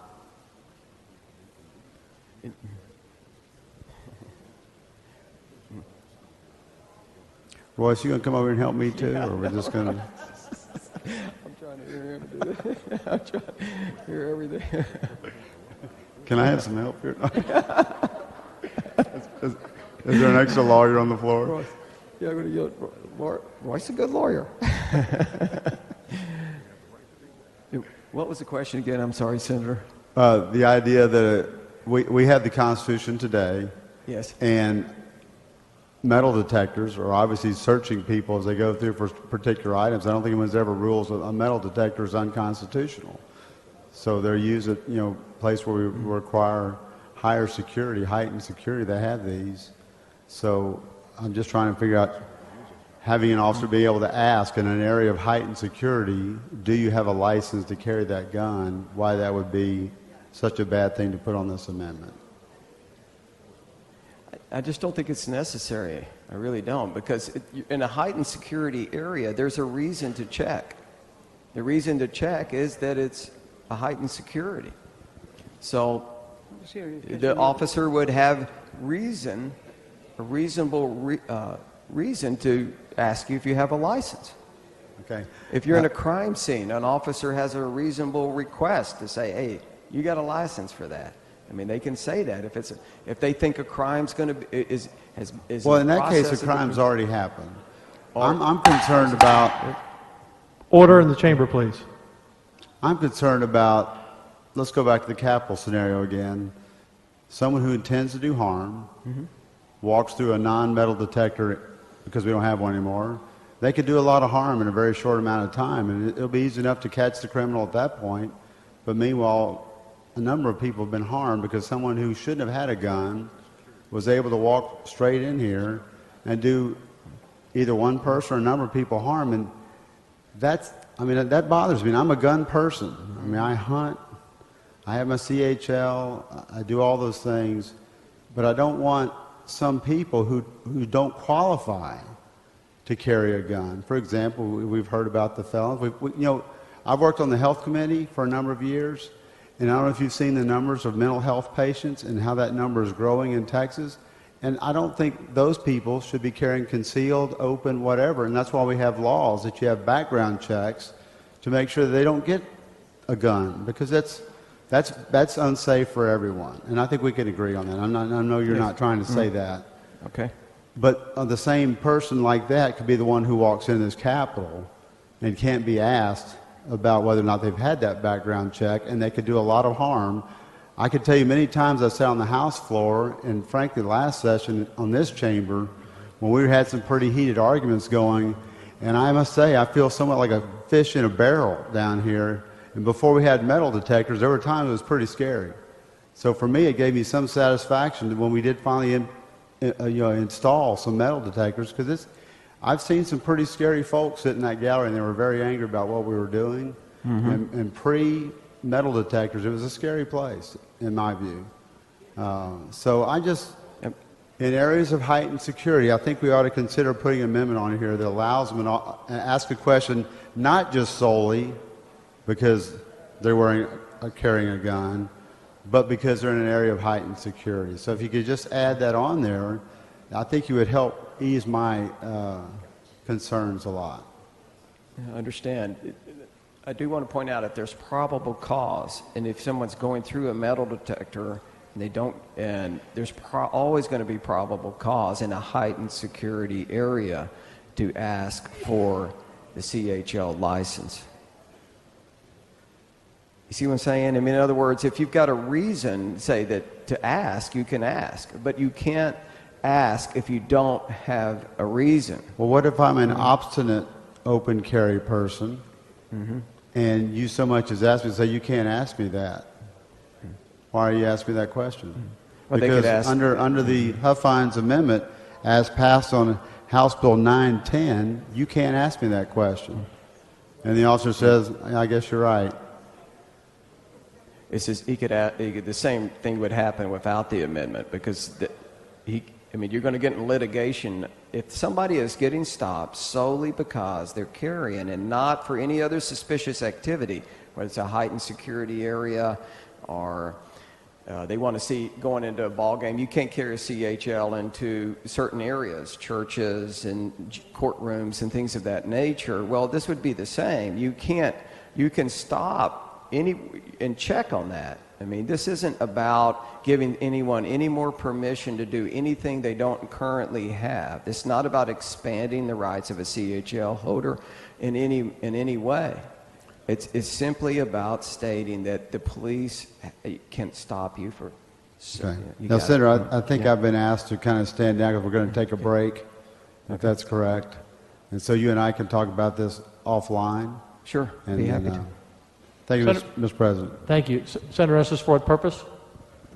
Thank you, Mr. President. I would like to postpone consideration of Committee Substitute House Bill 910, time certain, 6 p.m. That will give a chance for committees to meet on important business, and then we can come back to all this fun.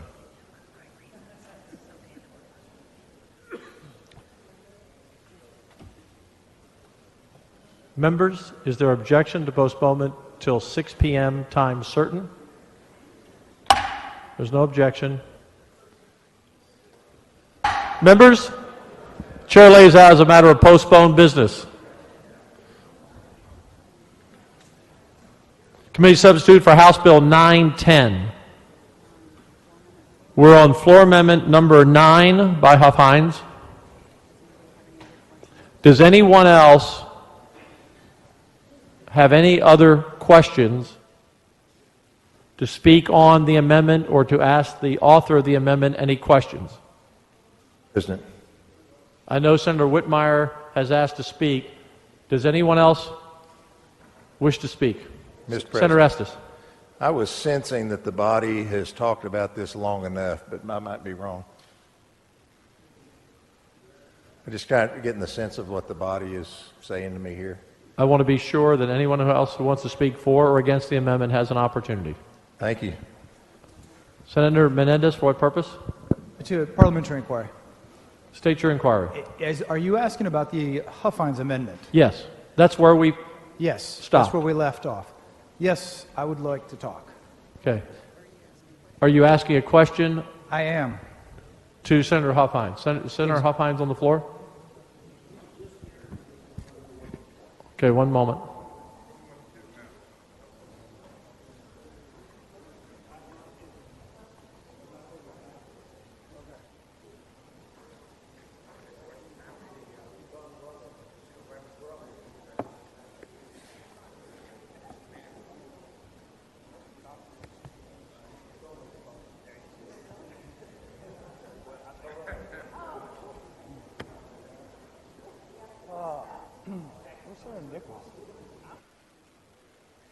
Senator Huffines, Senator Menendez has asked if you would yield for a question. Yes, could I make a quick statement before that? Just a second. Could Yes. Hold on, Senator. Members and everyone outside the rail, we want to be able to hear all senators speak, so I would really ask that we be at order. If you're a House member, you're always welcome here, but please cease the conversations while we go through this debate. We've been on this amendment for about 3 hours. It's an important amendment. It's an important issue. I want to be sure all senators are heard and respected. So, Senator Huffines, you have the floor. You wanted to make a statement before yielding to him. Yes. Thank you, Mr. President. I appreciate that. And this quick statement, members, earlier in this debate today on this amendment, I represented that CLEAT supports this amendment. And a note was passed to me in the heat of the debate, and that's the note I read to make that statement. And while the Senate was in recess, I had a meeting with CLEAT leadership, and they assured me that CLEAT does not support the amendment, and they, of course, don't support the open carry legislation either. I apologize for this misrepresentation, even though I sincerely, respectfully disagree with their position. But members, this does not affect the merits of my amendment, and I reiterate what my amendment does. And my amendment provides that a peace officer shall not detain a person solely because they're exercising their Second Amendment. Yes, I yield for the question. Senator Menendez. Thank you, Mr. President, and thank you, Senator Huffines. I was reading your amendment, and I've read it several times to make sure I wasn't missing anything. And Senator Huffines, I had a conversation when we broke with some law enforcement officers about your amendment, and I asked for scenarios where your amendment could be problematic. And there was a scenario where they asked, well, there are times where law enforcement is called by someone who may be home by themselves and said, there's a strange person walking around in front of our house, and they keep going back and forth. And so the question that they had was, if they get a call about a strange person or suspicious behavior, that the person may be carrying a gun, but they haven't broken any laws. So when the police officer arrives, if your amendment goes on, according to what I have read, they can't ask if they have a license to carry. So No, I appreciate the question, Sure. Senator, but that is not what the amendment says. The amendment says the only reason they couldn't be stopped is if the sole reason. And so if they're acting suspicious, they are welcome to be questioned and stopped. Well, and you know, I did ask that. And so here was the other question that came up. Here's the other concern that some in law enforcement have, because I obviously can't speak for all. The question was, well, what if we stop someone for something else, but then they claim that we stopped them, just asked them whether or not they had a license, and they file some claim or some issue against us for stopping them, and saying that we did it solely because we were looking to see if they had a license to carry. Because, you know, having this amendment is going to cause a serious distinction, a problem, an issue where they're going to not know, you know, they're going to feel, I think, at times that they can't ask that, but was there probable cause or wasn't there probable? It almost feels as if you're creating a source of a claim, potential claim against them. No, that's not what the amendment does at all. It clearly states that they can't be stopped solely because they're exercising their Second Amendment rights. And they're acting in suspicious behavior, if it's a suspicious circumstances, they're welcome to be questioned. They're welcome to be interrogated for those issues. Senator Huffines, and I respect your belief, and I believe that you believe exactly what you're saying, and I don't dispute what you're saying, but what I guess the question or the issue, the problem that we're going to have is the definition or the interpretation of the word solely in each and every situation. Because what you're saying is that if that's the only reason that they asked them for their license, then they can't stop them. So then the question comes up when the law enforcement says, no, I stopped you for XYZ, but then I asked you about your license. I mean, I think that having this amendment in the bill becomes problematic for the enforcement of the law. And so I have an amendment that may actually resolve the situation. If your amendment does get on the bill, I have an amendment that would simply require that an image of the license be somewhere on the holster. Then there would be absolutely no reason to ask. It would be visible. Did you know, I don't know if you know this, a detective, law enforcement, may not carry their gun on their hand without their badge somewhere visible? Did you know that? No, I'm not aware of that. Yeah. They were informing me that they're not allowed to carry their gun without their badge being somewhere visible.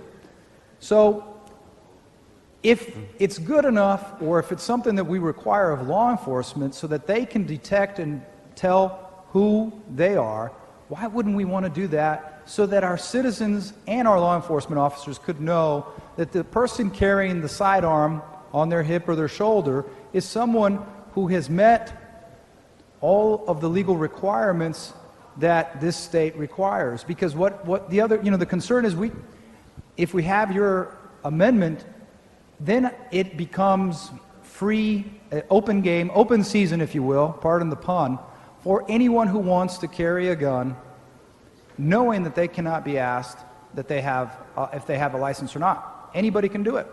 So why even apply for a license? You know what? They'd be breaking the law.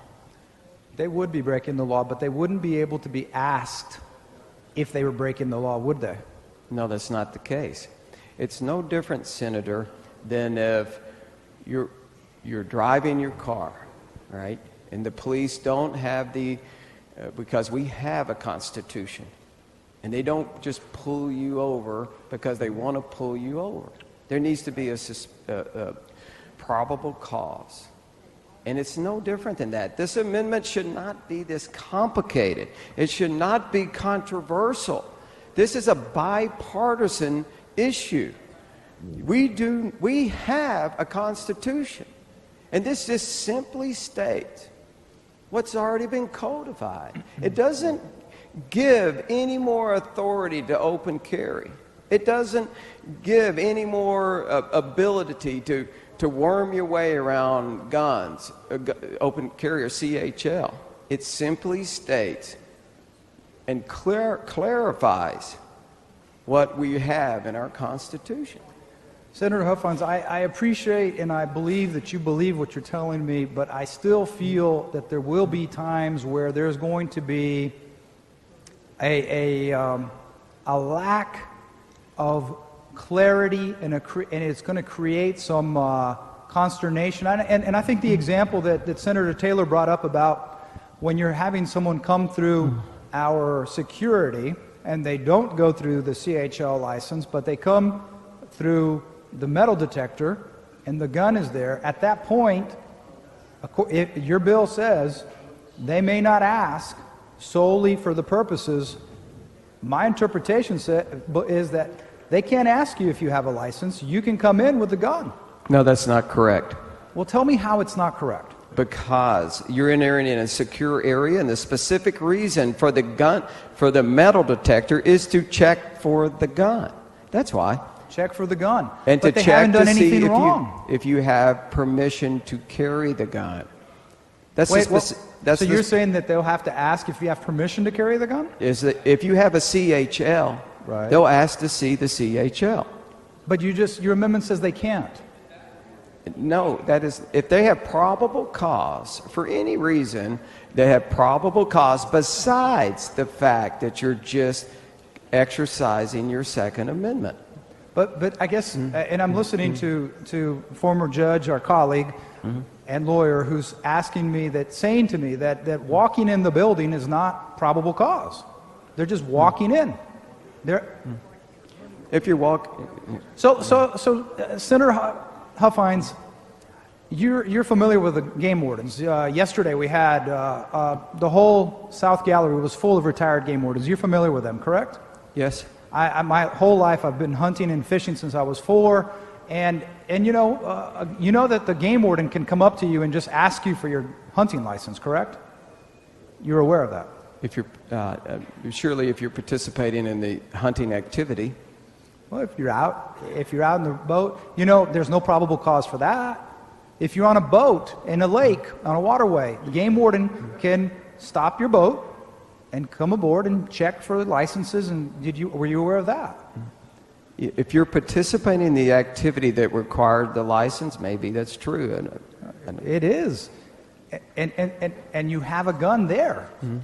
And so, see, I just think that however well-intentioned your amendment may be, it just creates problems. And that's why I have a concern with your amendment going on the bill. But I appreciate your taking my questions. Thank you. Yes, Thank you, certainly, Mr. Senator. President. Appreciate your questions.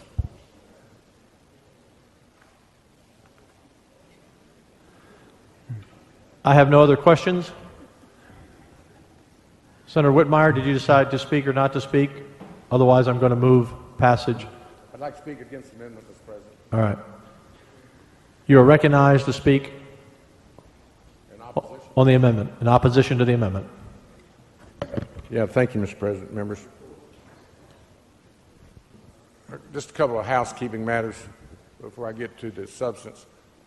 Senator Huffines, I want you to know I would never question your integrity. I know for a fact you thought Cleat had endorsed it, so anyone that's challenged you on your misinformation, it didn't come from my corner. You're an honorable member of this body, and I know someone gave you that information, and you had every right to use it at that time, and you're an honorable man to stand up and correct that bit of testimony. Members, if you recall, a few hours ago I stood up and said that I was opposed to the piece of legislation, but I also had reconciled myself to it had the votes to pass, and I would have probably been a quiet no, or certainly made my record clear. But I think it's important, if I could take your time, to go back in time and first establish that I'm not anti-gun. I don't know how many of you know I grew up in Hill County for a major part of my life, 3 miles off a paved road. First gun I fired at 12. You had to really want to fire it because it was a single barrel 12-gauge shotgun that would just about knock a 12-year-old down. So I had to want to hunt and fire that old shotgun really bad. That was the beginning, assuming you don't count the BB guns that I had before that. My house burned down when I was 6, greater in the country. I was in Waco. My father had picked me up on visitation. My family had divorced at 7. My mother remarried, so we went to Hill County, and my father had picked me up for visitation. We went into Waco to a Baylor football game, Senator Birdwell, and we drove up in the driveway, and there was nothing but a chimney left there on Sunday morning. They took us into town, opened the dry goods store, and got me 2 of everything, 2 socks, 2 underwear, 2 shirts, 2 jeans, and we lived in a one-room shack in Whitney till they could move another house on that piece of property. I tell you all that to let you know my understanding of guns. My 6th grade class of 30 kids in Whitney collected $13 to help us replace my lost goods, and you can guess what I went and bought: a BB gun. And my mother never got over it. So I can sit here and establish my credentials. I was here and voted for Jerry Patterson's CHL. I remember all the scare tactics and the concerns, legitimate, that road rage and shootouts would take place, and you and I know that hasn't been the case. Fast forward, as I said when we debated it originally, up until session 4 last, I got A+ with NRA. They did mailers for me. I don't think guns are necessarily bad if responsible people have them and use them responsibly for sports, protection, Second Amendment. But I did have a difficulty with campus carry because of the incidents around the country, and of course I lost that A+ rating. Fast forward, I am concerned about open carry in general. I'm concerned about this building in particular. I'm concerned about in our communities, not necessarily from the persons that have the license, because they have taken the course, but it's someone that's upset or has bad intentions can very easily grab that gun from an open carry person when they're not observing and do serious harm. So if you'd have told me when I was driving to work this morning that I was going to participate as actively in this debate as I am, I'd have said, you're crazy, because it was the last thing I envisioned. But as I said in our question and answer, when your amendment came up, I have a duty to represent my district, the state, and certainly the voices of law enforcement throughout the state, which I have really heard from in the last couple of hours, that I'm going to cite you a couple of their concerns. First of all, their real concern is, Senator Huffines, and I guess you're to be recognized for this, because you had constitutional carry and you pulled it down before we voted. More than one law enforcement sheriffs have called me this afternoon and said, this is nothing but a backhanded way to accomplish constitutional carry. And I think each and every one of us needs to recognize that. Senator Estes, I think during the break I heard you say this is a mountain. We're making a mountain out over a molehill. Not in the eyes of the people that have to protect us on a daily basis. And I know the majority of this body was not for constitutional carry, but if we'll slow down and see the real impact of not being able to ask anyone with an open carry firearm, essentially we're at constitutional carry, and it will allow convicted felons, perhaps even a parolee, mentally disturbed individuals to have that firearm without any questions whatsoever. So you won't know if they have a license or not. That was a major point that a Sheriff Association member told me during the break. Also, they pointed out, and I want us all to realize, essentially, for 20 years, concealed weapons have worked, licensed concealed weapons, which allowed officers to ask you if you have a concealed weapon. And I really think this is profound, members, as we take this possible giant step of not allowing law enforcement to ask questions about an open carry. They can do it right now when they pull you over, or if you're approaching this Capitol. Are you carrying a concealed weapon? And the law requires you to say yes and show your license. And you're fixing to do away with that, and it's essentially the same system under open carry that we have under a concealed weapon. And in fact, I had someone that I respect that's in charge of security of this building, and I want you to think about this. We won't need metal detectors. Senator Huffines, we will not need metal detectors in this building if our law enforcement that protect us and the public on a daily basis cannot ask someone if they're coming through the east or any door of this building and they notice a weapon being carried openly, what's the purpose in the metal detectors? So members, I would talk as long as my voice and energy would allow me. I would talk for a week or more. Obviously that's impossible, and I would talk into the evening. I'm not going to talk for the sake of just burning time, because well, you know, a filibuster only works in the closing hours of the session, which we've had a little familiarity with. I've seen it very effectively used in the past for someone, Gonzalo Barrientos, Carlos Truan, a number of members I've served with, on a kind of a regular basis would filibuster a half a day or so to bring attention and focus to an issue. And essentially that's why I'm talking right now. I want the people of Texas, I want all of our constituents to know that in my judgment and in law enforcement's judgment, we're really, really playing with a dangerous matter. It's not something that we can afford to be wrong about. You know, you make a mistake on a lot of legislation, it can be fixed. You make a mistake with this, in the eyes of law enforcement, it's going to cost lives. Now, let me speak to a couple of your salient points, Senator Huffines. You say, you can't be asked anything without probable cause.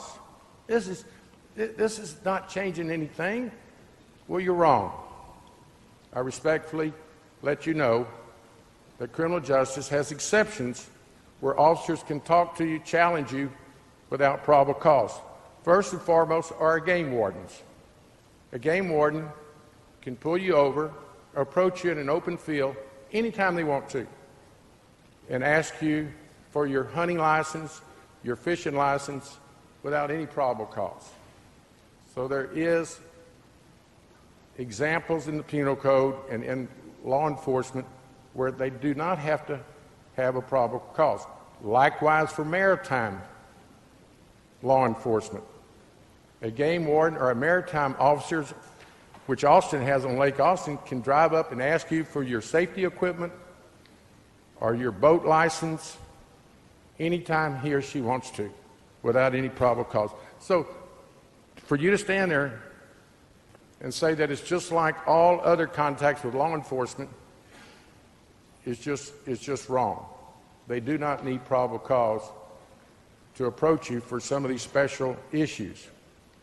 Now, I've also heard from law enforcement that can go on and on with issues and examples where they need to be able to ask someone about a weapon, an open carry, certainly in our metropolitan areas. One called and said, if someone is acting in front of a daycare center, no law being broken, but the concern of the parents or the operators, they would need to be able to ask that person, do they have a license for that firearm?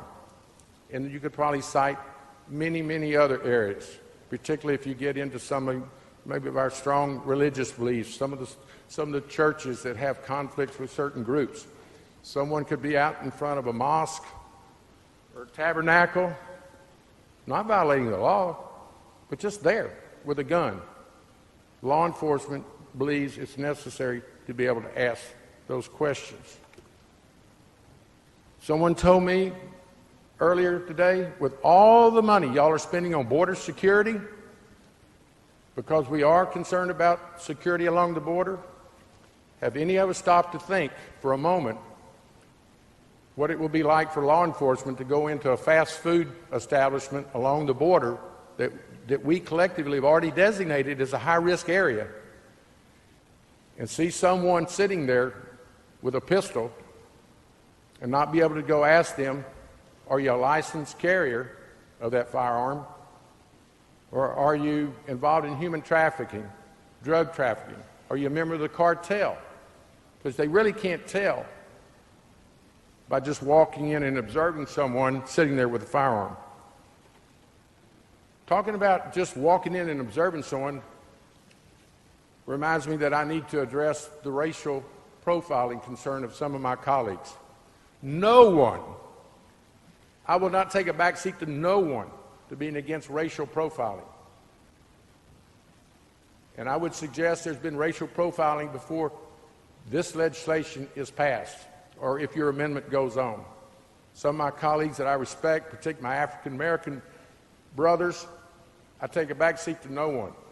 I would do nothing to give anyone the opportunity to profile someone racially, religiously, or any other fashion. Unfortunately, we've had racial profiling since the beginning of time, long before this amendment was presented. Hopefully, Senator West, through your efforts and your colleagues, through dashboard cameras, we have certainly done great strides against racial profiling. And when you're successful with your body cameras, I hope we even reduce racial profiling more. I personally don't think this is going to enhance racial profiling any more than if we did not have it, because if you've got bad police officers, you'll have bad police officers.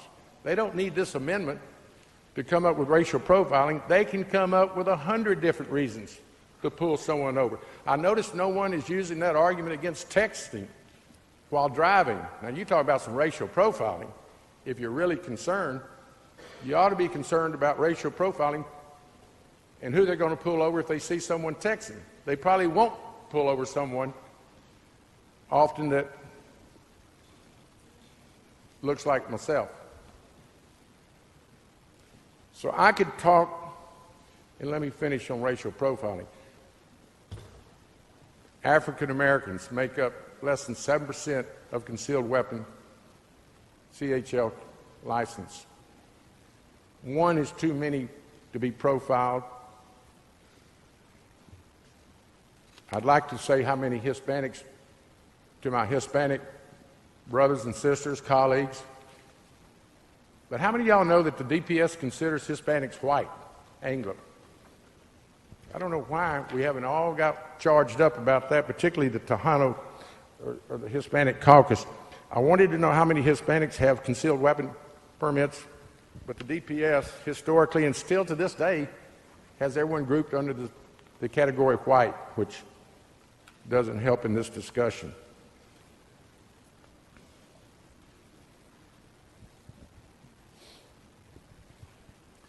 Let me say one other additional concern, or address your comments, Senator Huffines. I spent 10 years in the House. I respect the House and their right to pass what they choose. I respect Representative Dutton and his views, but I really think there's a distinction between the House and the Senate in that our forefathers really wanted us to have 4-year terms for a reason. And I think I've addressed that with some of the freshmen. We, by design, are supposed to slow legislation down by our 4-year term. We are supposed to not be the immediate reaction that a 2-year House member serves. So, in all due respect, the House has a right to their vote, but it should not be the great influence that you give it.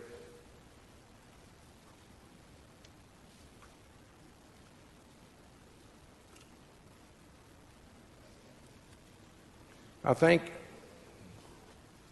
I can easily tell you I'm opposed to your amendment.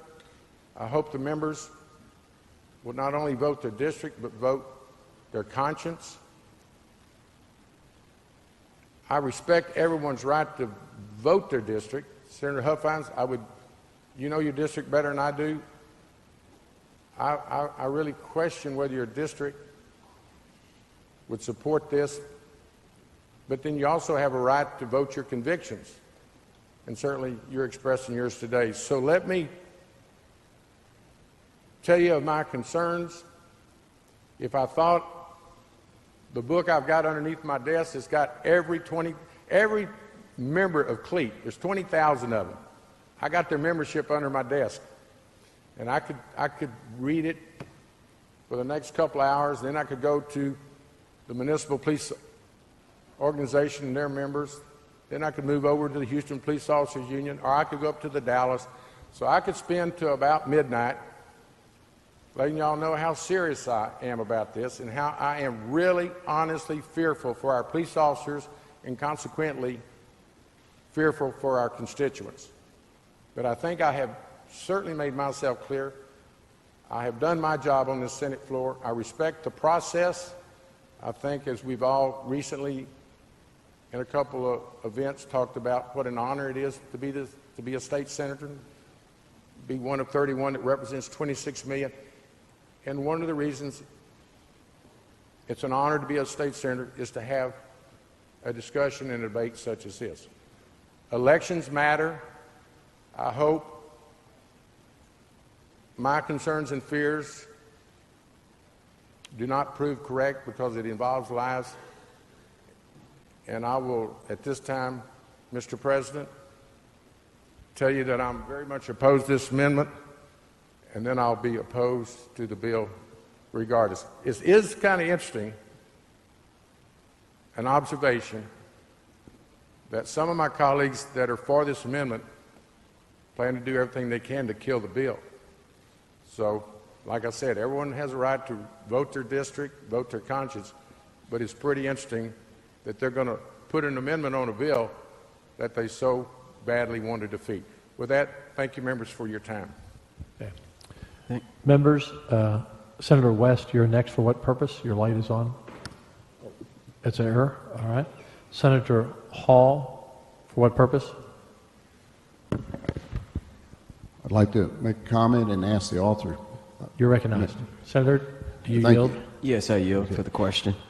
I wasn't going to say anything at this point, but there have been so many things stated in opposition to this that, by the way they're phrased, have left some less than inaccurate impressions in some people's minds, and I'd just like to give my opinion and clarify some things that were left incomplete, and also address this from another standpoint, because most of the arguments of what I hear reach into the far extreme, much like happens in the arguments on abortion, where they take the far extreme special purpose, less than 0.1% incident, and want to allow abortion for all based on that 0.1%. This bill and all of it is about liberty and freedom. It's about our rights to live in accordance with our Constitution. This is not just about someone strapping on a gun and strutting around to look like a big shot. This allows someone the freedom, if they carry a weapon and they prefer to carry it concealed, they can now ride in their car and hang their coat in the back of the car, and when they get to where they're going, they can get out and put their coat on without being arrested. If they're in a restaurant and it's more comfortable to eat without a coat on, they can take their coat off and enjoy their meal and then put their coat on when they leave again without being arrested. If they're walking between two buildings here in Austin on an August day and it gets pretty hot out there, they can take their coat off and carry it where they're a little more comfortable and not get arrested because they've exposed their concealed weapon. There's a lot to this bill that goes way beyond just talking about the criminal with the gun, which you have to understand that, and the implication has been, and most of the questions here is that because of this bill, now anybody can carry a gun, and nothing could be farther from the truth. Under this bill, with or without this amendment, no one can carry a gun, open or concealed, that does not have the license that you currently require, period. And there really is no difference in what that gun can do, whether the person is carrying it concealed or carrying it open. It is still what it is. So that should make no difference at all. But it's about the liberty and freedom for us to be able to do what our founding fathers intended when they very carefully crafted that Constitution and gave us that right. Now, another point I want to clear up that led people to believe that all of a sudden we're going to be unsafe with this building being overrun with people with guns. You can go out there right now and try to get into this building, and it's the same whether you have a concealed or an open carry. You only get in two ways. Either you swipe a card that you're open carry, or let the DPS swipe it for you, and you come in, or you go through the metal detector. If you go through the metal detector and set it off, you'll be stopped, and they'll determine why you set it off. If you're carrying a concealed weapon, then you will have to show a license for that, or you will be asked to go out and come in and go around the other side. It's no different with an open carry or concealed carry. So that whole argument has nothing to do with what will happen in this building. It'll be exactly the same. The other issues have been raised on this thing about game wardens, maritime, those are circumstances that are totally separated and unrelated. It's like comparing apples and oranges. The game warden stops people participating in an event. Maritime is the same thing. They're unrelated. There are a number of others, and I could talk about several of them, but I just like to leave it with the fact that this is about giving all of those who choose to carry the right to carry the way they want to carry for their own personal benefit. And I'll ask Senator Huffines,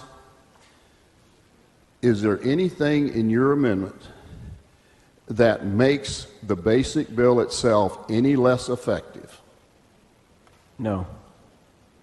Thank you. Senator Campbell, for what purpose? Thank you, Mr. President. To address Senator Huffines. With a question or? Regarding this amendment. All Yes. right. You're recognized. Senator Huffines. I yield for the question. Thank you. I appreciate the intent of your amendment, and I'm very happy with all the new senators that we have joining us in our body. But as we have heard all day, referred to our Constitution and our Founding Fathers, and Senator Hall just now said, the United States Constitution carefully crafted by our Founding Fathers for a specific reason, to make sure it passed and that it was defensible. So, keeping that in mind, the open carry bill brought to us by Senator Estes was carefully crafted. And I would ask if you realize that you adding something to this carefully crafted bill risks taking it out, shooting it down. That's my question. I don't really believe that's the case. I think that the members here that support open carry will support open carry with or without this amendment. And I appreciate that, but I'm not really talking about this body. I'm talking about that one over there. Well, Senator, with all due respect, that body already passed this amendment 130 to 10. But 133 to 10. Mm-hmm. But as we change it, We're not changing it. This is the exact language that they've already approved. but as we add, I believe this is we're going to lose this open carry.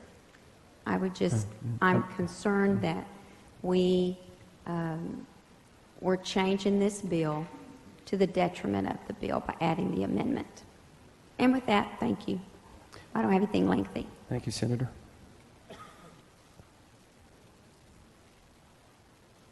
Senator Huffman, for what purpose? Permission to question the author of the amendment? You're recognized. Do you yield, Senator? Yes, I yield for the question. Thank you, Mr. President. Senator Huffines, I'd like to go through just a few legal areas with you.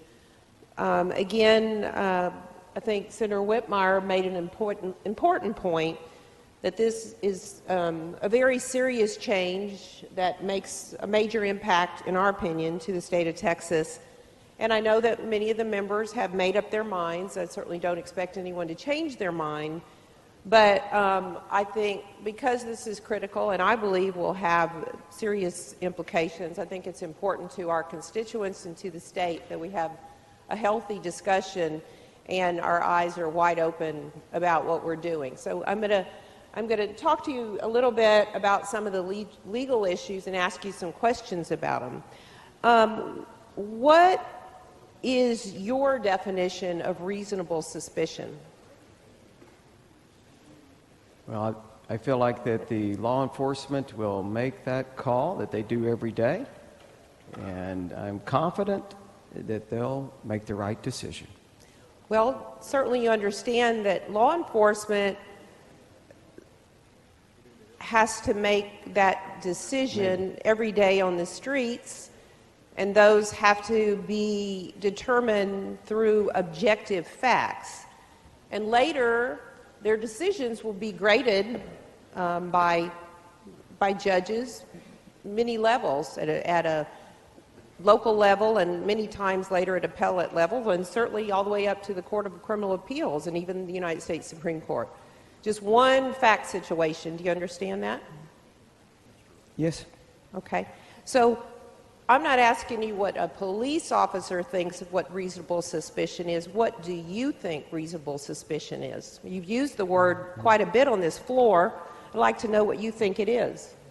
Well, Senator, I appreciate the question, and it's not what I think. It's really what they would think, and the bill really speaks for itself, and it says you cannot solely stop and question and search an individual because they are carrying their Well, actually, you should know what it is, because by this amendment, you are trying to tell, and I don't want Senator West's opinion about reasonable suspicion. I want to know what your opinion is.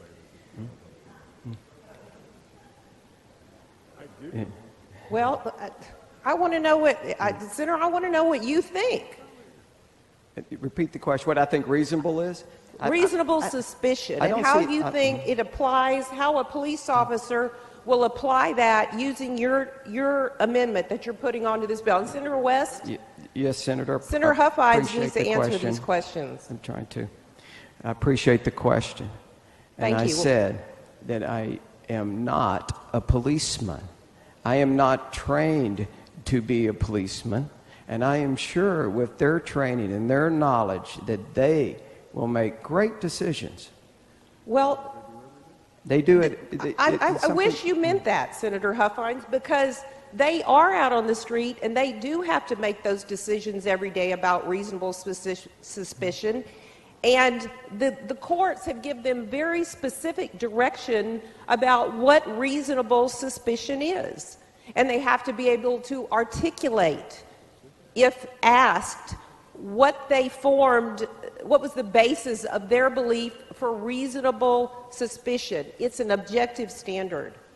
And you are telling them in this amendment that someone with a gun is no longer a factor that they can use solely as an objective standard. And I would submit to you that there are situations where a person, and the sole fact the police officer has is that the person is carrying a weapon, and you are now tying the hands of police officers in specific situations. And it's not going to be in a situation, Senator Hall, where a man is at the Golden Corral with his wife and his children. That's not what we're concerned about, okay? That's not what we're talking about. We're talking about police officers on the streets who are protecting us so that we don't have to go out there and try to protect ourselves. Yes, we have a constitutional right to defend ourselves if called upon, but we live... Order, please. Quiet. But we live in an ordered society, and we have to... You're right, the police officers are trained. The courts tell the police that an officer can conduct a lawful temporary detention when they have reasonable suspicion to believe that an individual is violating the law. Reasonable suspicion exists if the officer has specific articulable facts that, when combined with rational inferences from those facts, would lead him to reasonably conclude that a particular person actually or has been or soon to be engaged in criminal activity. Now, there are going to be situations out there where the simple fact that a person is carrying a weapon will cause the officer in his mind, and it's an objective standard, all right, to believe that the person is about to engage in a criminal activity or soon to, or already has recently. But they may not know that the bank has just been robbed, or they may not know. It may be a security officer in a bank, and he sees someone walk in, well-dressed, looks perfectly reasonable, and a customer comes up and says, that man has a gun. Well, under your bill, if the officer had nothing else to articulate about what his suspicions were other than he was in a bank with a gun, then under your bill, the officer could not even you put the words, not even, so we're not talking about arrest here. We're talking about an investigatory stop. Again, Senator West, I'm debating Senator Huffines. I'm not debating you. I'm not saying anything. Well, I take issue. Okay, fine, you take issue, I understand. All right. I didn't know that those were the rules of the Senate. Investigatory stop or a temporary detention. So they can't even temporarily detain, and under legal standards, that could be, if you are limiting a person's ability to move on, then that can be a temporary detention. So even in an inquiry by a police officer could be considered a temporary detention. So the language of your bill would prevent police officers from acting even in a situation like that. Again, reasonable suspicion is a standard that has to be met by police officers. They know that. They are trained in that. But they have been trained that a person that they see with a gun, that is reasonable suspicion to them in most instances. And why?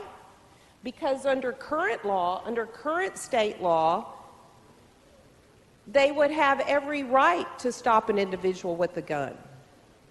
Are you familiar with the statutes that are in current state? We'll talk about state law, not federal law. And it's interesting to talk about how this would affect federal law, but that's a whole nother story. But are you familiar with the state statutes that deal with carrying a weapon? That's a question. Not necessarily. I'm not an attorney, as you know. Well, I would suggest to you that when you take it upon yourself to take on an issue like this, that you familiarize yourself with the legal penalties associated with these activities. So let's go through the current law as it applies to carrying a weapon in the state of Texas.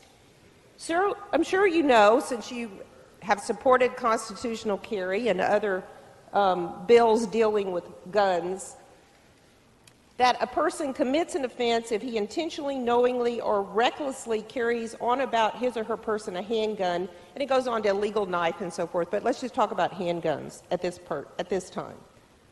But certainly, there are exceptions to that, right? What are the exceptions? Well, I'm not sure of that. You don't know?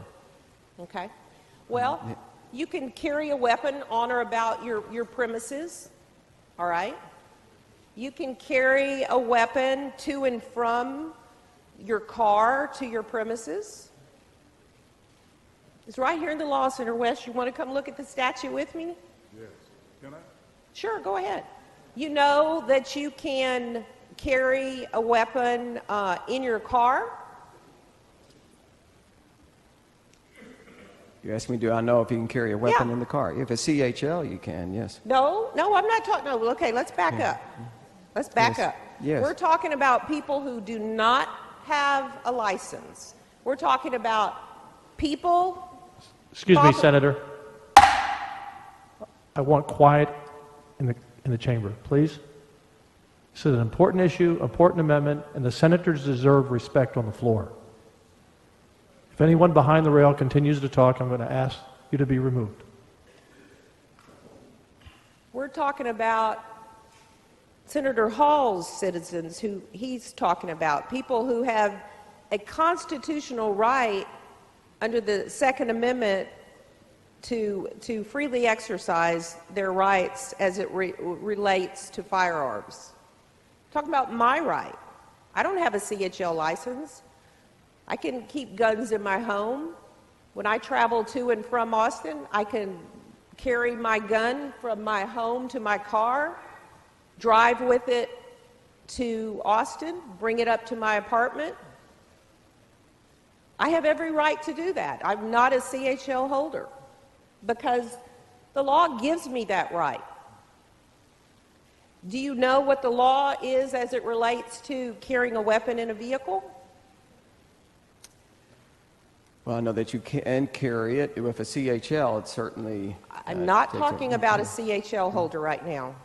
But this law would apply to a CHL holder, but it applies to every citizen, every one of your constituents, unless they are otherwise prevented from owning a gun because they had convictions or other exemptions.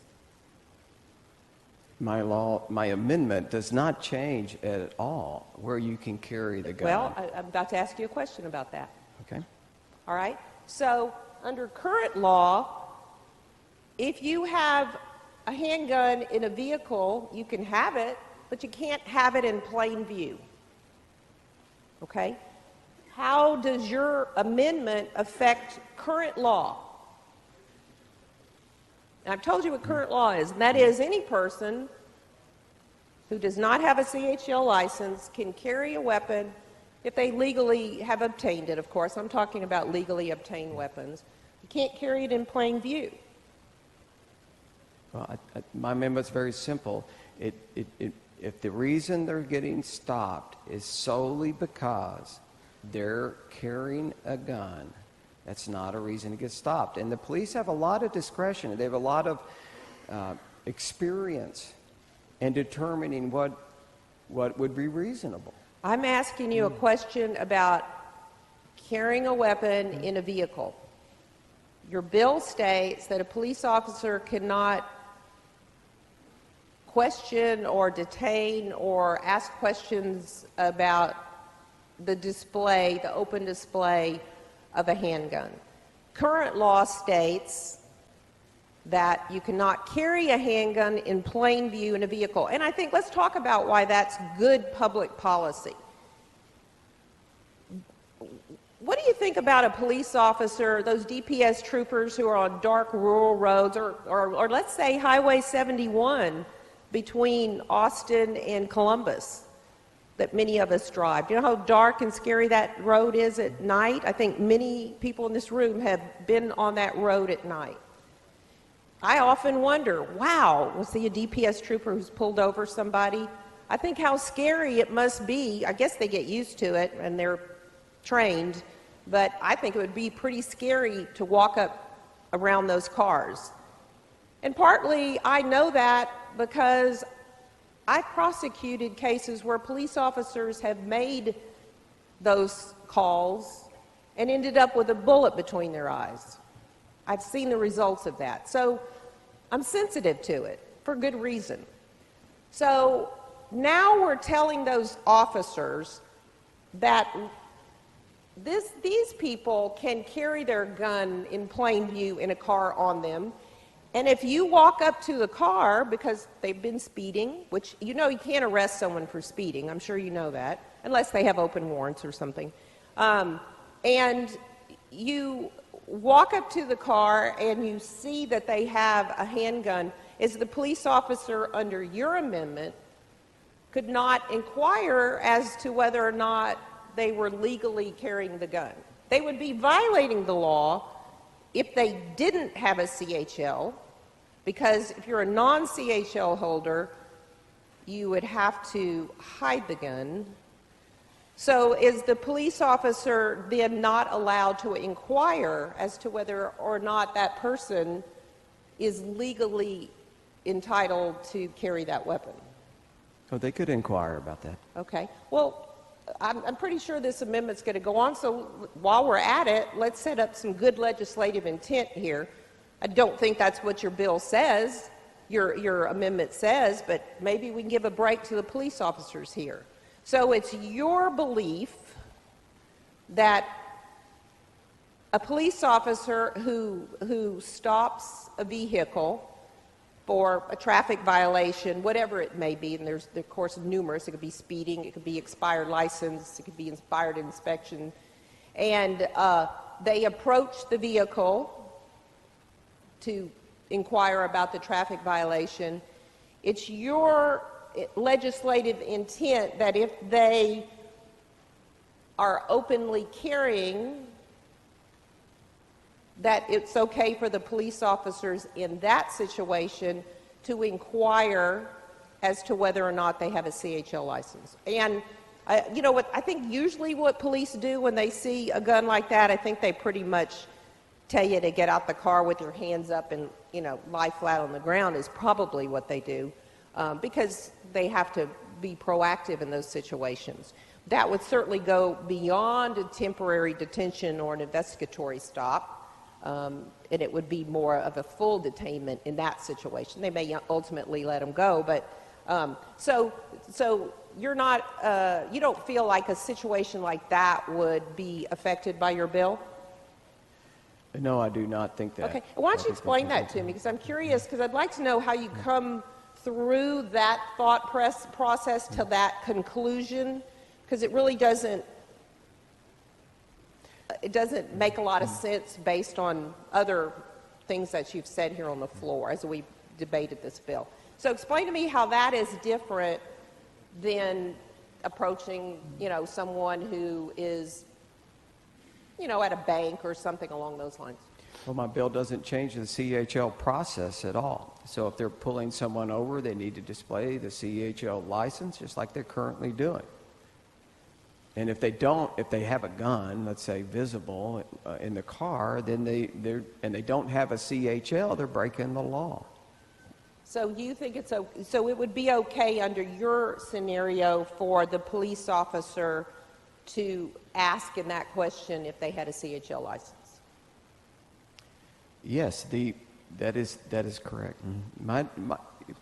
If they're breaking the law when they got pulled over, they have a right to ask if they're carrying and to disarm the individual, to take whatever reasonable precautions they need to take.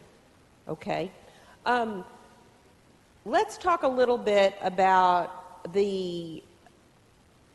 I think there's been some discussion. I know Senator Nichols went through with you this afternoon about his belief, and by many on the floor, that this is just kind of a backdoor to constitutional carry because of the fact that it really, any person would feel that they could just carry a gun without a license because they know the police can't inquire of them if they have a license, because that's what your amendment does. So I think the public policy the public policy concern about this is that many people, I believe, will do this, and it makes it impossible for police to enforce the licensing of CHL holders as they've done successfully and very amicably with CHL license holders for over 20 years. And I continue to hear from police officers who say to us, this has not been a problem. And I haven't heard any CHL license holders tell me that they feel like they've been abused by police or so forth. But I do believe, and you continue to say, and others who have debated this continue to say, that the objective is to protect the law-abiding CHL holder who is simply exercising his or her Second Amendment rights. These are the people that we want to protect, and these are the people who deserve this right. But I think we can all agree that that's an admirable cause, but one of the side effects of doing that is that we are going to have people who cannot qualify for CHLs. We are going to have felons. We are going to have individuals who perhaps have unfortunate mental impairments that would otherwise prevent them from getting a CHL license. We are going to have issues with individuals like that openly carrying without the police being able to investigate that. So with that in mind, I would like to propose something to you, a thought that I perhaps would have about an amendment. Are you familiar now with the current punishment scheme for individuals who unlawfully carry a weapon? Those would be people who don't have a CHL license, who are not carrying on their premises or to and from their premises or legally in a vehicle. Are you familiar with the current punishment scheme under the Texas Penal Code? Remind me of that, please. Well, okay. It's a Class A misdemeanor, okay? And unless it's in a premise that sells alcohol, a bar, and then it becomes Felony. a third-degree felony. Let me check my fact. I believe that's correct. That's a third-degree felony. Third-degree felony is punishable by 2 to 10 years in prison, okay? And we've done that. We made that a felony because clearly it was the intention of the legislature that they don't want people to carry a gun in a bar. And that makes sense. And we create, the way we set up punishment schemes is we make punishment more severe as we more and more want to deter the behavior. Would you agree with me that it would be important to deter individuals who did not have a valid CHL license or those who would choose to violate the law to be heavily deterred from committing this offense? Because clearly, if you get a bunch of folks out there who have bad intentions when it comes to carrying a weapon, I think eventually the good people of this state, the good CHL holders, are going to be punished for that.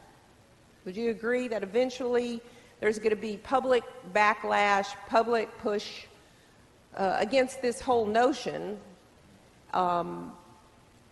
if we start having folks that really shouldn't be openly carrying out there, openly carrying weapons? Would you agree with that? That we want to deter that behavior? No, I don't agree with the first premise, which was this would turn people against open carry. So what my proposal is, I think that we should raise the punishment. If we're going to say now we're going to let licensed people carry weapons openly, and we're not going to let we're not going to let the police stop and make sure that they are one of the good guys, no matter how temporary.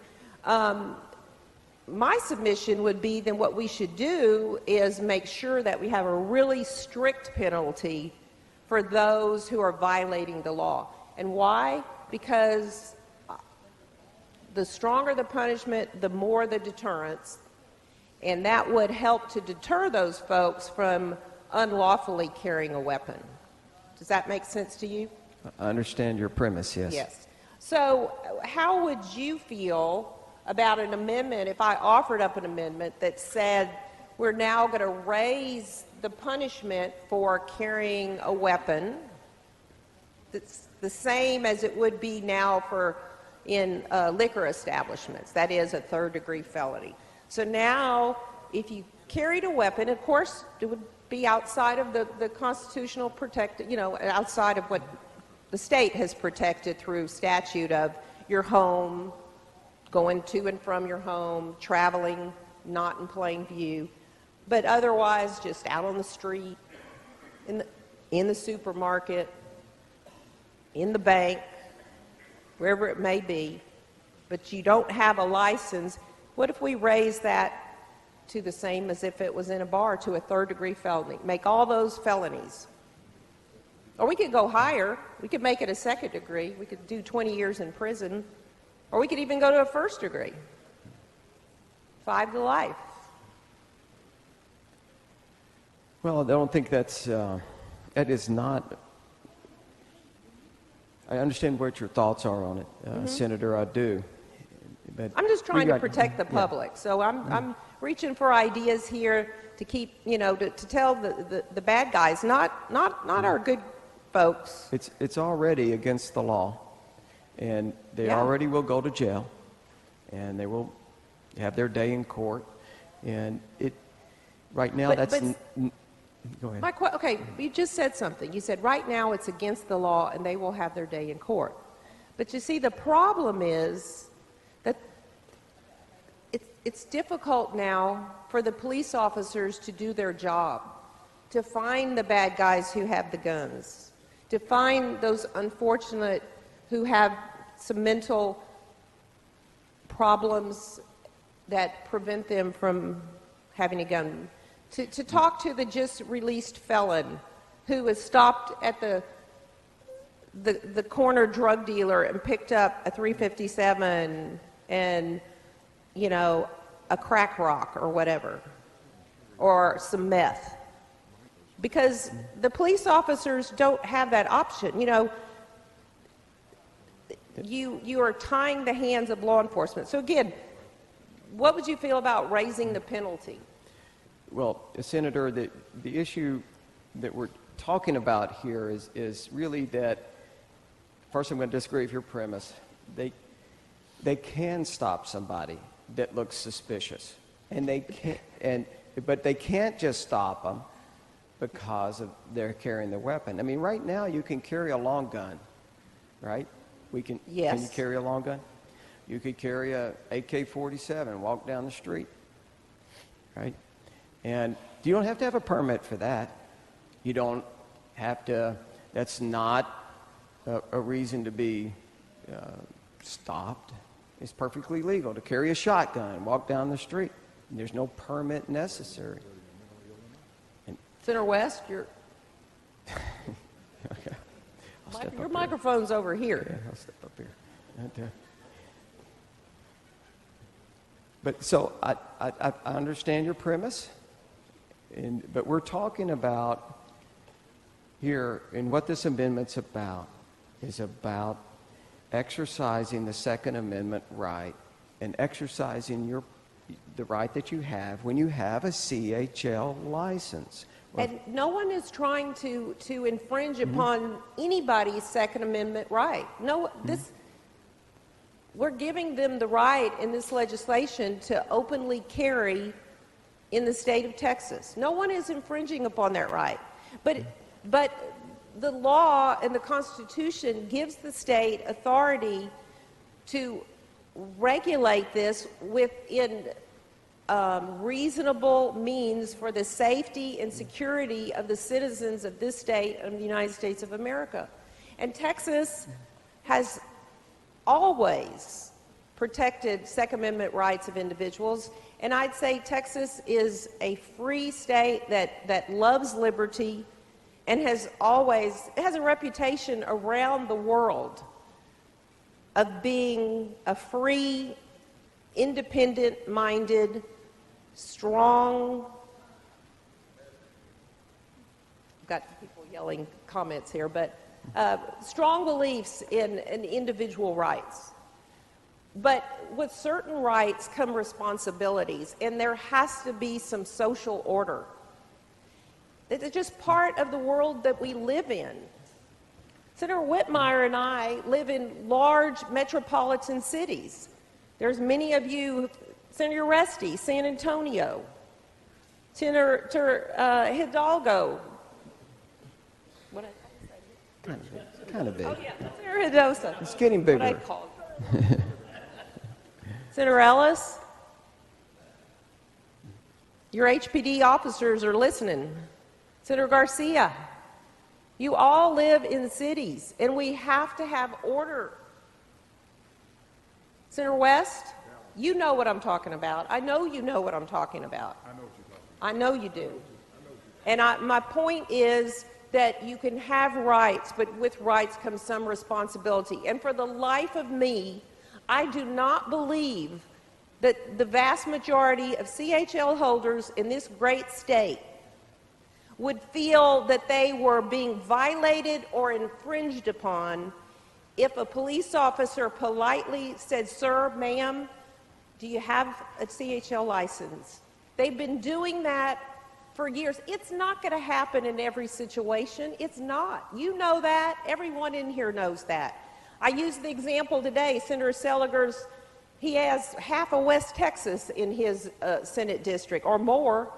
And, you know, what Joe Bob in the diner and the sheriff knows him with his open gun, he's not going to get stopped. No one's going to ask him anything.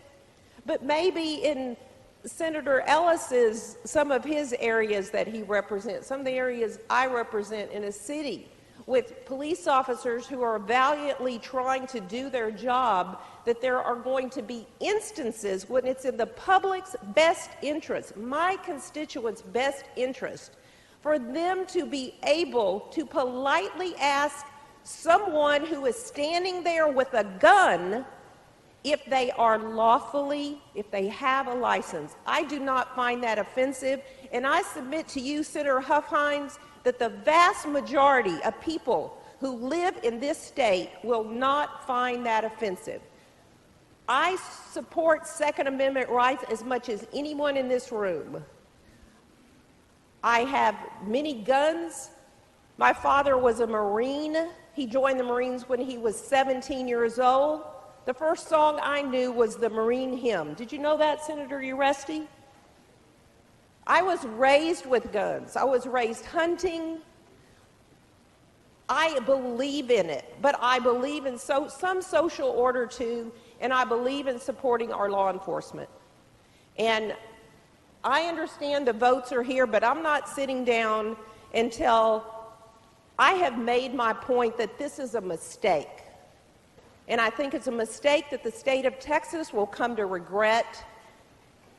I know I can't win this fight, but I'm going to stand up and fight it because it's a fight worth fighting for. And you are just plain wrong on this. And I understand it's an unfortunate mix of a coalition here where you have folks doing things for different reasons, and that's fine. Everyone in here has a right to vote their conscience, and I, as much as anyone, respect that. And I respect what's going to happen, but that does not make it right. Thank you, members, for let me have the opportunity to say what I think, what I know to be the truth. And I ask each one of you to examine your conscience and think about your constituents and what they would want you to do. Thank you. Thank you, Mr. President and members. Thank you, Senator. Senator Taylor from Collin County. Where's Senator Taylor? His light is on.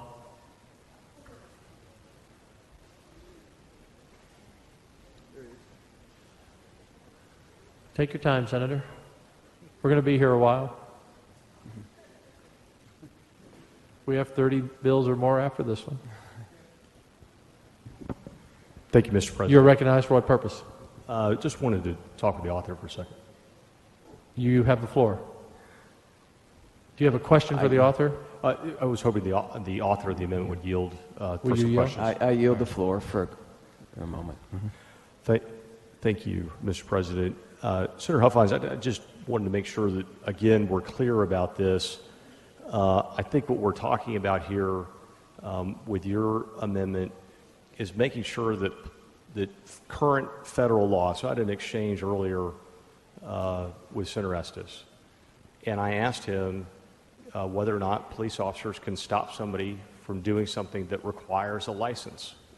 And the examples I used were driving a car, riding a motorcycle, and driving a commercial vehicle that you need a commercial driver's license for.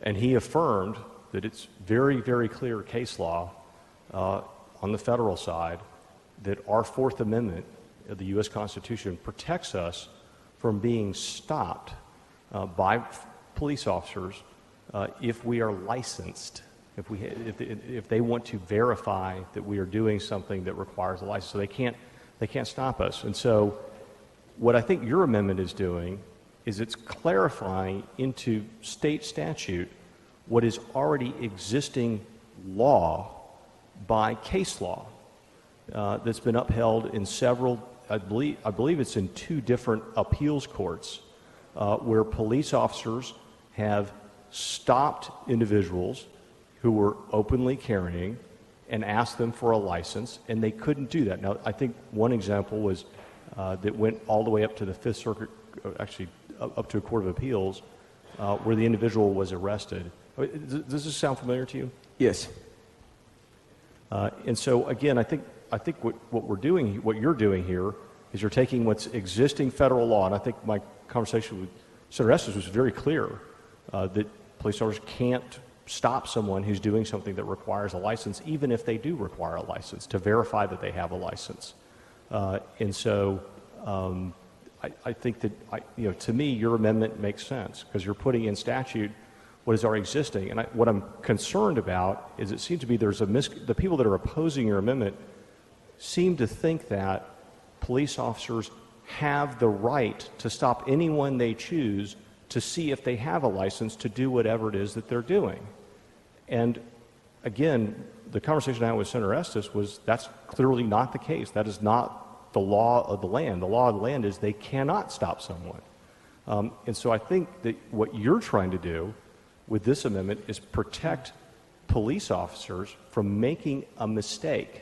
And the mistake would be to start interrogating someone, do you have a license, when they're not legally allowed to do that. So I look at your amendment as guiding law enforcement to not make a mistake.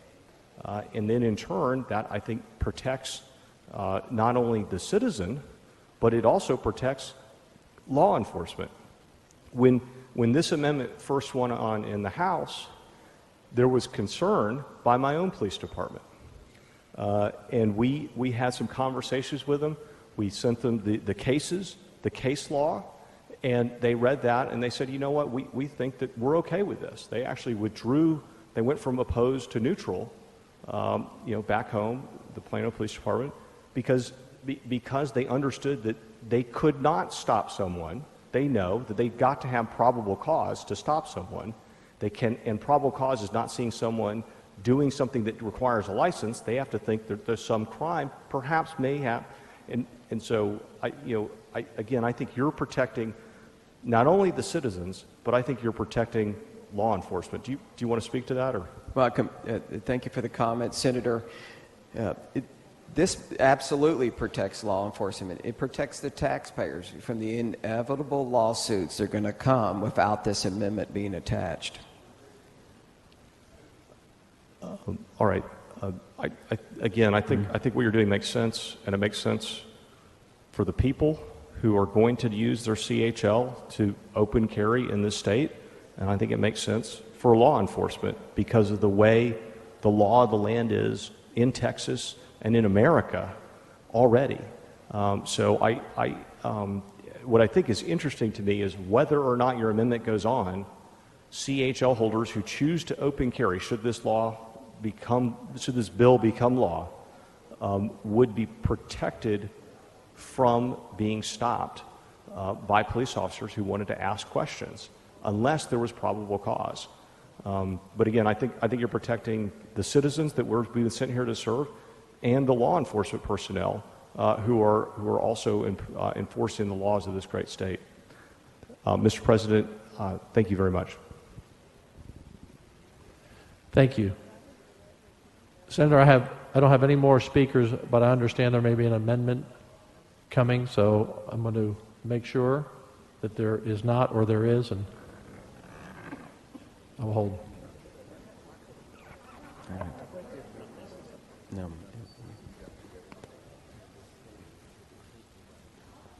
Senator Estes, to be clear, if I was waiting for an amendment, we'd vote on this right now. I believe there's an amendment to the amendment, but I'm waiting. I don't see the senator on the floor, so. Question. Yes. The amendment that Senator Huffman talked about, is that an amendment to the amendment or just another amendment to be debated? I'm not advised, Okay. but I understand it may be an amendment to the amendment. Here she goes. Senator Huffman, we are ready to vote, and you said you may have an amendment to the amendment. If you do, we Yes, need it. Mr. President, if I could be recognized, I do. If I could just ask your indulgence just for a brief time, I just need to review it quickly and make copies. 5 minutes or that would be 10 very helpful. 5 minutes? If you'd be willing to do that. Thank you. I All right. appreciate it. We will stand at ease for 5 minutes for her to make the copies.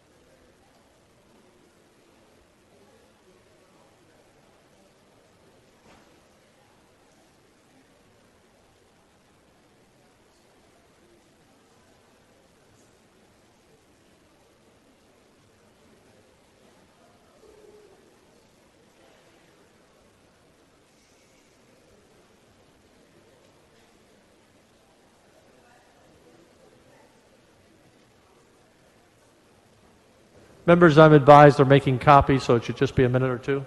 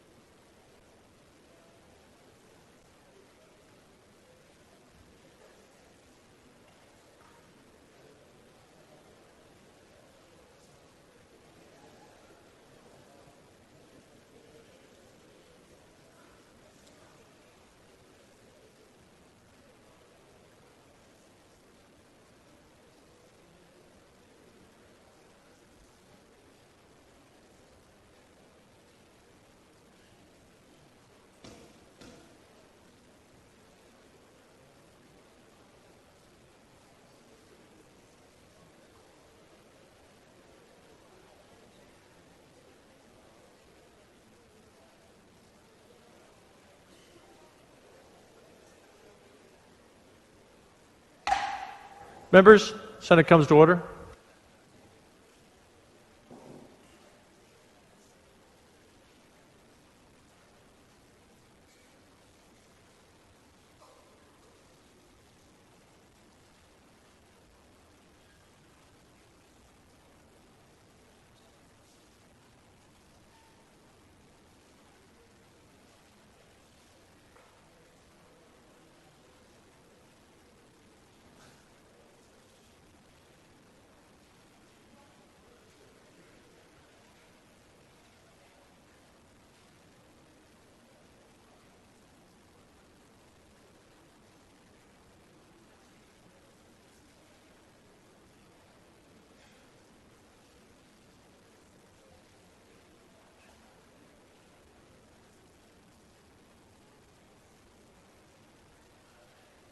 Members, there is an amendment to the amendment. The amendment to the amendment will be passed out.